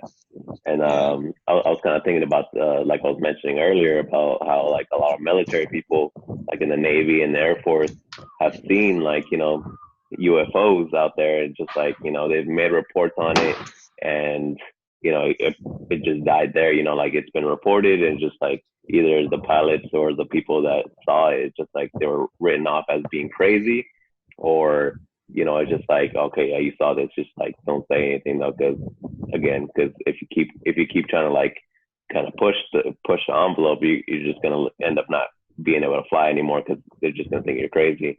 Even though it's just like there's many people that reported it, and like it's, you know, it's to the point where it's like it's not a coincidence anymore, since so many people have reported seeing some form of UFO, you know. And of course we have those people that say, you know, like, oh, you know, it was probably just like a government testing and stuff like that, because of course like military like is always testing new technology and all that stuff. They don't want to make it public, because then, you know, the enemy's gonna know like what we're testing and stuff like that. But it comes to a point where just like there's no way all of this stuff is like the military or like our government like testing it. Like it comes to a point where like we don't have that kind of technology. We don't have technology that can do that, you know. Or maybe we do. It's just like maybe it's still in prototype phase, and like we'll end up seeing it in the future, you know. But for right now, like I think I did mention earlier how like the government did release some of those testimonies saying all these UFO things and stuff like that. So it's kind of like the government admitting like, you know, there is UFOs. We don't know what, you know, we don't know where these things came from, and you know, so it's kind of like them admitting it. But it's kind of like it's kind of been pushed to the side, because at the same time they released it was the whole time the coronavirus you know, became popular, and now we have the protest for Black Lives Matter is coming up. So it's kind of like it's kind of been pushed aside, but it's still out there. So it's pretty interesting. Like it's like all this stuff has been happening for a while now. And like I mentioned earlier, same thing with like even in the kind of like ancient times, in the pyramids have a lot of hieroglyphics, stating flying technologies that they didn't have access to back then, but they still like drew like these different symbols, signifying something that's flying. It's like, how would they even know what that is if they didn't have access to that technology? So I thought was pretty cool. Yeah, no, I think I already shared this with you guys at one point, but I think the one thing that really fascinates me the most, and I'll never forget this, whether it's true or whether it's my imagination, who knows, but I remember being like in the second grade or so, second or third grade. I must have been maybe like, I don't know, 7, 8, around that time or so. I was in grade school in Riverside, dude, and it had just rained, I think, the day before. You know how you get like those mushroom clouds, like day after it rains, right? How scattered clouds. I remember sitting down. I was like, our classroom was spread out, and we had like glass windows that would go off the side of the wall. You could see outside of them. And I don't know what we were doing. I don't know if they were giving out a lecture or something. I just happened to look up to the side, and I'm looking to the left, and I'm looking up, and I see this big, massive cloud, dude. And I shit you not, it looked like a spaceship. Like it looked like it had 2 rockets, one on the left, one on the right, and then it had like this big, massive little like cone in the center. Now the thing that kind of struck out about this one was like, it was so weird because I'm looking at it, right, and I'm like, oh, that's cool. That's a really cool cloud. Well, one thing leads to another, man. That freaking thing starts turning to the left, and you would think that with the wind, it would change the orientation of the clouds, but in reality, it still stayed the same. So like you would see the freaking thing going up like this, and then when it noticed it, well, at least when I saw it, it started turning to the right. It started banking to the right, and then when it came down like this, it stopped, and then it tilted to the left, and it pulled back up like this. And it took off slowly, up, up, up, up, up, up, up, up, up, and then it was gone. Like, but it did it so slow. But the way it maneuvered in one spot, like it just literally stayed in one spot, and it changed direction, and then it came back up like this and took off. And like around that time, man, I was really into like reading, like, I'm sure you guys remember reading like the R.L. Stein books, like Goosebumps and like Aliens and Shrunken Heads and stuff like that. Like I would read up on a lot of like aliens or like paranormal or like futuristic weapons, like drones, for instance. And one of the things that I came across was like aliens, the theory of aliens using like camouflage or like anti-reflective like camouflage, where they can blend in with the surrounding environment. And one of the things that just always struck out to me was the fact that you saw this ship. It looked exactly like a cloud, dude. It just blended in with the clouds, and it took off. And when it took off, a friend of mine told me, he's like, "Hey, what are you looking at?" And I said, "Dude, look, are you seeing that?" And when I looked up, dude, it was gone. Like it literally vanished between the clouds. But its shape never changed. It stayed literally the same shape how I saw it, dude. It was a trip to see that, for sure. That's crazy that you still remember that, like, because you said that was in what grade again? I was like third grade, second or third grade. Yeah, that's crazy that you still remember that. That was a long time ago. That's crazy. Well, I mean, who knows? Who knows if it was just like a child's imagination? Because I remember like when we were taking classes in community college, they would say about how like if you, as a child or even as an adult, if you see certain things and you truly believe that it happened, your brain plays a trick on you where it makes it think that even though it was a memory or a dream, it makes it into a reality. And so then it gets engraved in you as like an actual event that actually happened. Which is why like some kids have a hard time like developing their brains because they're always imagining things. So when they get older, like all they see is like this paranoia where like people who have like double personalities and stuff like that, where like they act a certain way, but it's because that's how they act in their dreams, but they mimic that in the real life because they think that the memories that they dreamt before, like the way they act in those dreams, that's how they really are. And so like they don't know how to switch back and forth. It's like this phenomenon that goes back and forth. But who knows? It could have been just an act of imagination or something that really happened. But like they always say, seeing is believing, and that's just something that probably nobody will ever take that away from me. That's something pretty cool. Yeah, and it's crazy too, because like like for all we know, like once we get like, you know, farther along in years, like in the government might release like, yeah, so we've known about, you know, aliens for this long time, for this whole time, you know, we're finally releasing it, and like it'll kind of justify like, oh shit, I seen something like that, like so it's real now, you know. But Oh yeah. at the same time, like for right now, for all we know, like you were saying, it could just be your imagination when you were a kid. So Yeah. it's crazy, man. You know, only time will tell. You know, just like I was saying at the beginning, just like, you know, for all we know, they could already be here, just, you know, analyzing us, and, you know, just kind of like see, you know, kind of pretty much seeing how we develop. Right. Right. It'll be interesting. Would you rather want to know that they're here already, or would you rather not know? Well, better question is this: can you accept the fact that we're the only ones in this vast universe? You know what I mean? Like that's probably the bigger question there. Like, what's worse, knowing that we're the only ones, or actually seeing like another species up there? You know? I mean, for me, it just depends. Like, I mean, me personally, just because, like, you know, this statistically wise, like, yeah, I feel like we're not the only ones. I mean, we could be, but I'm not against the idea. Like, there are other beings more intelligent than us, you know, being here. So, I mean, I wouldn't be thrown off if, you know, we finally find out like, yeah, we're not the only ones here. But I feel like it is kind of like a government thing where they kind of like trying to, you know, like the movies and like all this other stuff, kind of like getting us used to like other beings out there. So once they do reveal it, or if they ever do reveal it, you know, it's kind of like we're kind of used to it. It's like, oh, we have that. All right, so we're back. So yeah, again, meeting ended again, so we got to start a new one. But like I was saying, so I forgot what I was saying already, man. Closing thoughts. Closing thoughts, closing statements. Yeah. No, what was I saying though before the meeting ended? Something about, damn, I was trying to remember it too, and then like slid my mind. Last I remember, we were talking about is it better to know, is it better not to know? And then you made another question. Like what's the bigger question? Would it rather be the only thing in the universe? How would you feel if you answered that? And then something else is mentioned. I don't recall what the exact answer was. It was close enough, yeah. I think I was talking about how like, yeah, I forgot, man.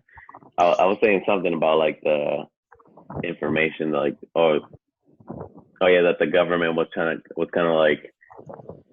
of like showing us, you know, with all the video, all like the movies and all that stuff, like getting us used to the point, getting used to us, like, you know, seeing aliens on screen and everything, so they can kind of like get us used to those aliens, seeing aliens, and to the point where like once they actually finally reveal that there are like actual aliens or like, you know, extraterrestrials, you know, we're not gonna freak out and like, you know, like Juan was saying, like, you know, it's gonna shatter like religion and everything. But now that we're kind of getting used to like seeing like aliens on screen and like the idea of it, it's not gonna, you know, just kind of like make society like go crazy and everything. It's kind of like, oh, okay, yeah, no, we kind of have an idea. We got used to seeing that on screen, so it's not like totally out there, you know, too crazy compared to like if you were to introduce aliens to like the medieval ages or even like the industrial age where like people are still like more like so attached to religion. It's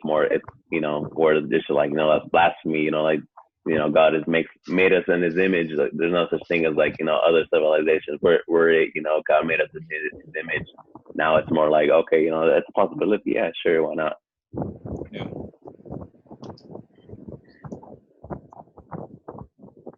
So yeah, so I think it was pretty cool discussion. You know, I learned a lot, definitely, in my own research and just listening to you guys. Yeah. I thought it was pretty cool. Definitely learned a lot. I think the biggest thing that I kind of learned a lot from was when you talked about how we launched the first 3 launches, I believe in 1977. The messages themselves, or are you talking about the probes? Probes, the probes with the messages. Yeah, so Pioneer 10 and Pioneer 11. And Voyager, right? Voyager, I'm not sure. I think Voyager. I don't think Voyager had one.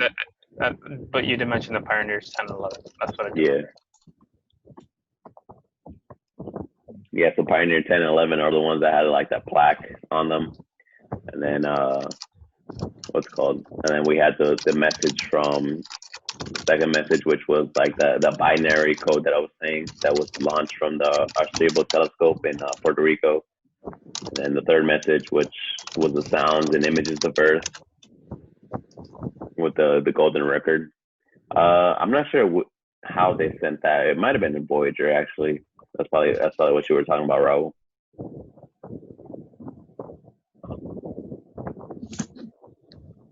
I think it was the Pioneer. Each one, as you mentioned, had a different message on it. Each one had different ones, but the second one, Pioneer 11, had something similar to Pioneer 10, and I think you said. Yeah, so it was Voyager. Now that I'm looking it up, so yeah, the Voyager is what carried those golden records with like the sounds of the Earth and like all the other stuff. So yeah, Raul was right. He's always right. I mean, I don't know about always. I don't know. I proved you guys right in that one game. Was it the Jackbox game? Who kept on winning? Man, we need to have a rematch on that. You know. He's like, I won. Yeah. End of discussion. End of discussion. That'll probably be our next thing on our channel over here on what's our channel called again? I don't remember. What is it, Ro? You probably remember it. Unqualified Experts. There you go, Unqualified Experts. So that's probably gonna be our next video. But yeah, so thank you guys for watching. You know, this was our little. So what are we gonna do for next week? Oh, that's right. Yeah. So before I get on the outro, you guys want to do another culture research, or you guys want to do like a documentary review or movie review? So I mean, I had brought up before our meeting started, our video started. I brought up for the next segment we should talk about culture, just like our own culture. So all three of us are Mexican. So our family comes from Mexico. I'm personally I'm mixed Mexican and Peruvian. So I thought it would be like a good idea just to like, you know, kind of like touch on our roots, kind of understand like, you know, stuff that we didn't know about our own roots, because all three of us were born here in the United States. So we're kind of like we weren't raised in our culture. We kind of like learned it from like, you know, just our relatives and stuff like that. We didn't actually like live in it. So I thought it was a good idea for our next video to kind of like talk about, you know, just learn something about our roots. So for me personally, I was gonna do like something from Peru, just kind of like say all the rich history that we have, because Peru does have like a lot of rich history. Because I had to research it beforehand just for like other projects in school and stuff like that. So I thought it would be pretty cool to talk about. So I thought that would be a cool topic, just cultural wise. So whatever you guys want to touch on your culture, because we are like Hispanic, but we're also American. And so that's like, you know, there's a lot of cultural history and cultural, you know, different cultural things that we could touch on. So I thought that would be pretty cool for next time. I'm 100% on board with that, man. There's a lot of things we could definitely talk about, especially like where my parents are from in the state of Michoacan in Mexico. There's a lot of differences from Michoacan and in here in Moreno Valley, California. So yeah, so I thought it was pretty cool for the next segment. So, you know, guys, stay tuned for that. We'll see when we upload, because, you know, we are pretty busy. We all get our own lives and stuff like that. So stay tuned for that. But I mean, you know, this was the Unqualified Experts podcast, video, YouTube, whatever you want to call it. Yeah, so with our guest Juan Bedolla, which is most likely going to be a regular now, you know. Thank you. Catch us on MySpace, you guys. Catch us on MySpace, on AOL chat. AOL. There you go. And my Google Plus account. Yeah, Google Plus. Yeah, I think it's been dead for the longest time. But yeah, so thank you guys for joining us. You know, hope you guys enjoyed our little talk. Of course, like our YouTube channel states, we're Unqualified Experts. So we could have said a lot of dumb stuff that wasn't like factually correct, but you know, we're just here just talking on whatever we researched, and we are an entertainment show. Yeah, exactly. We're just here for entertainment. Like, you know, if any of you guys have anything that you guys want to bring up, go ahead and bring it up. We're always down to learn new things, you know, change our perspectives. So, you know, we're always open-minded. So, you know, hope you guys enjoyed that. All right, take care. All right, guys. I don't know why I did that.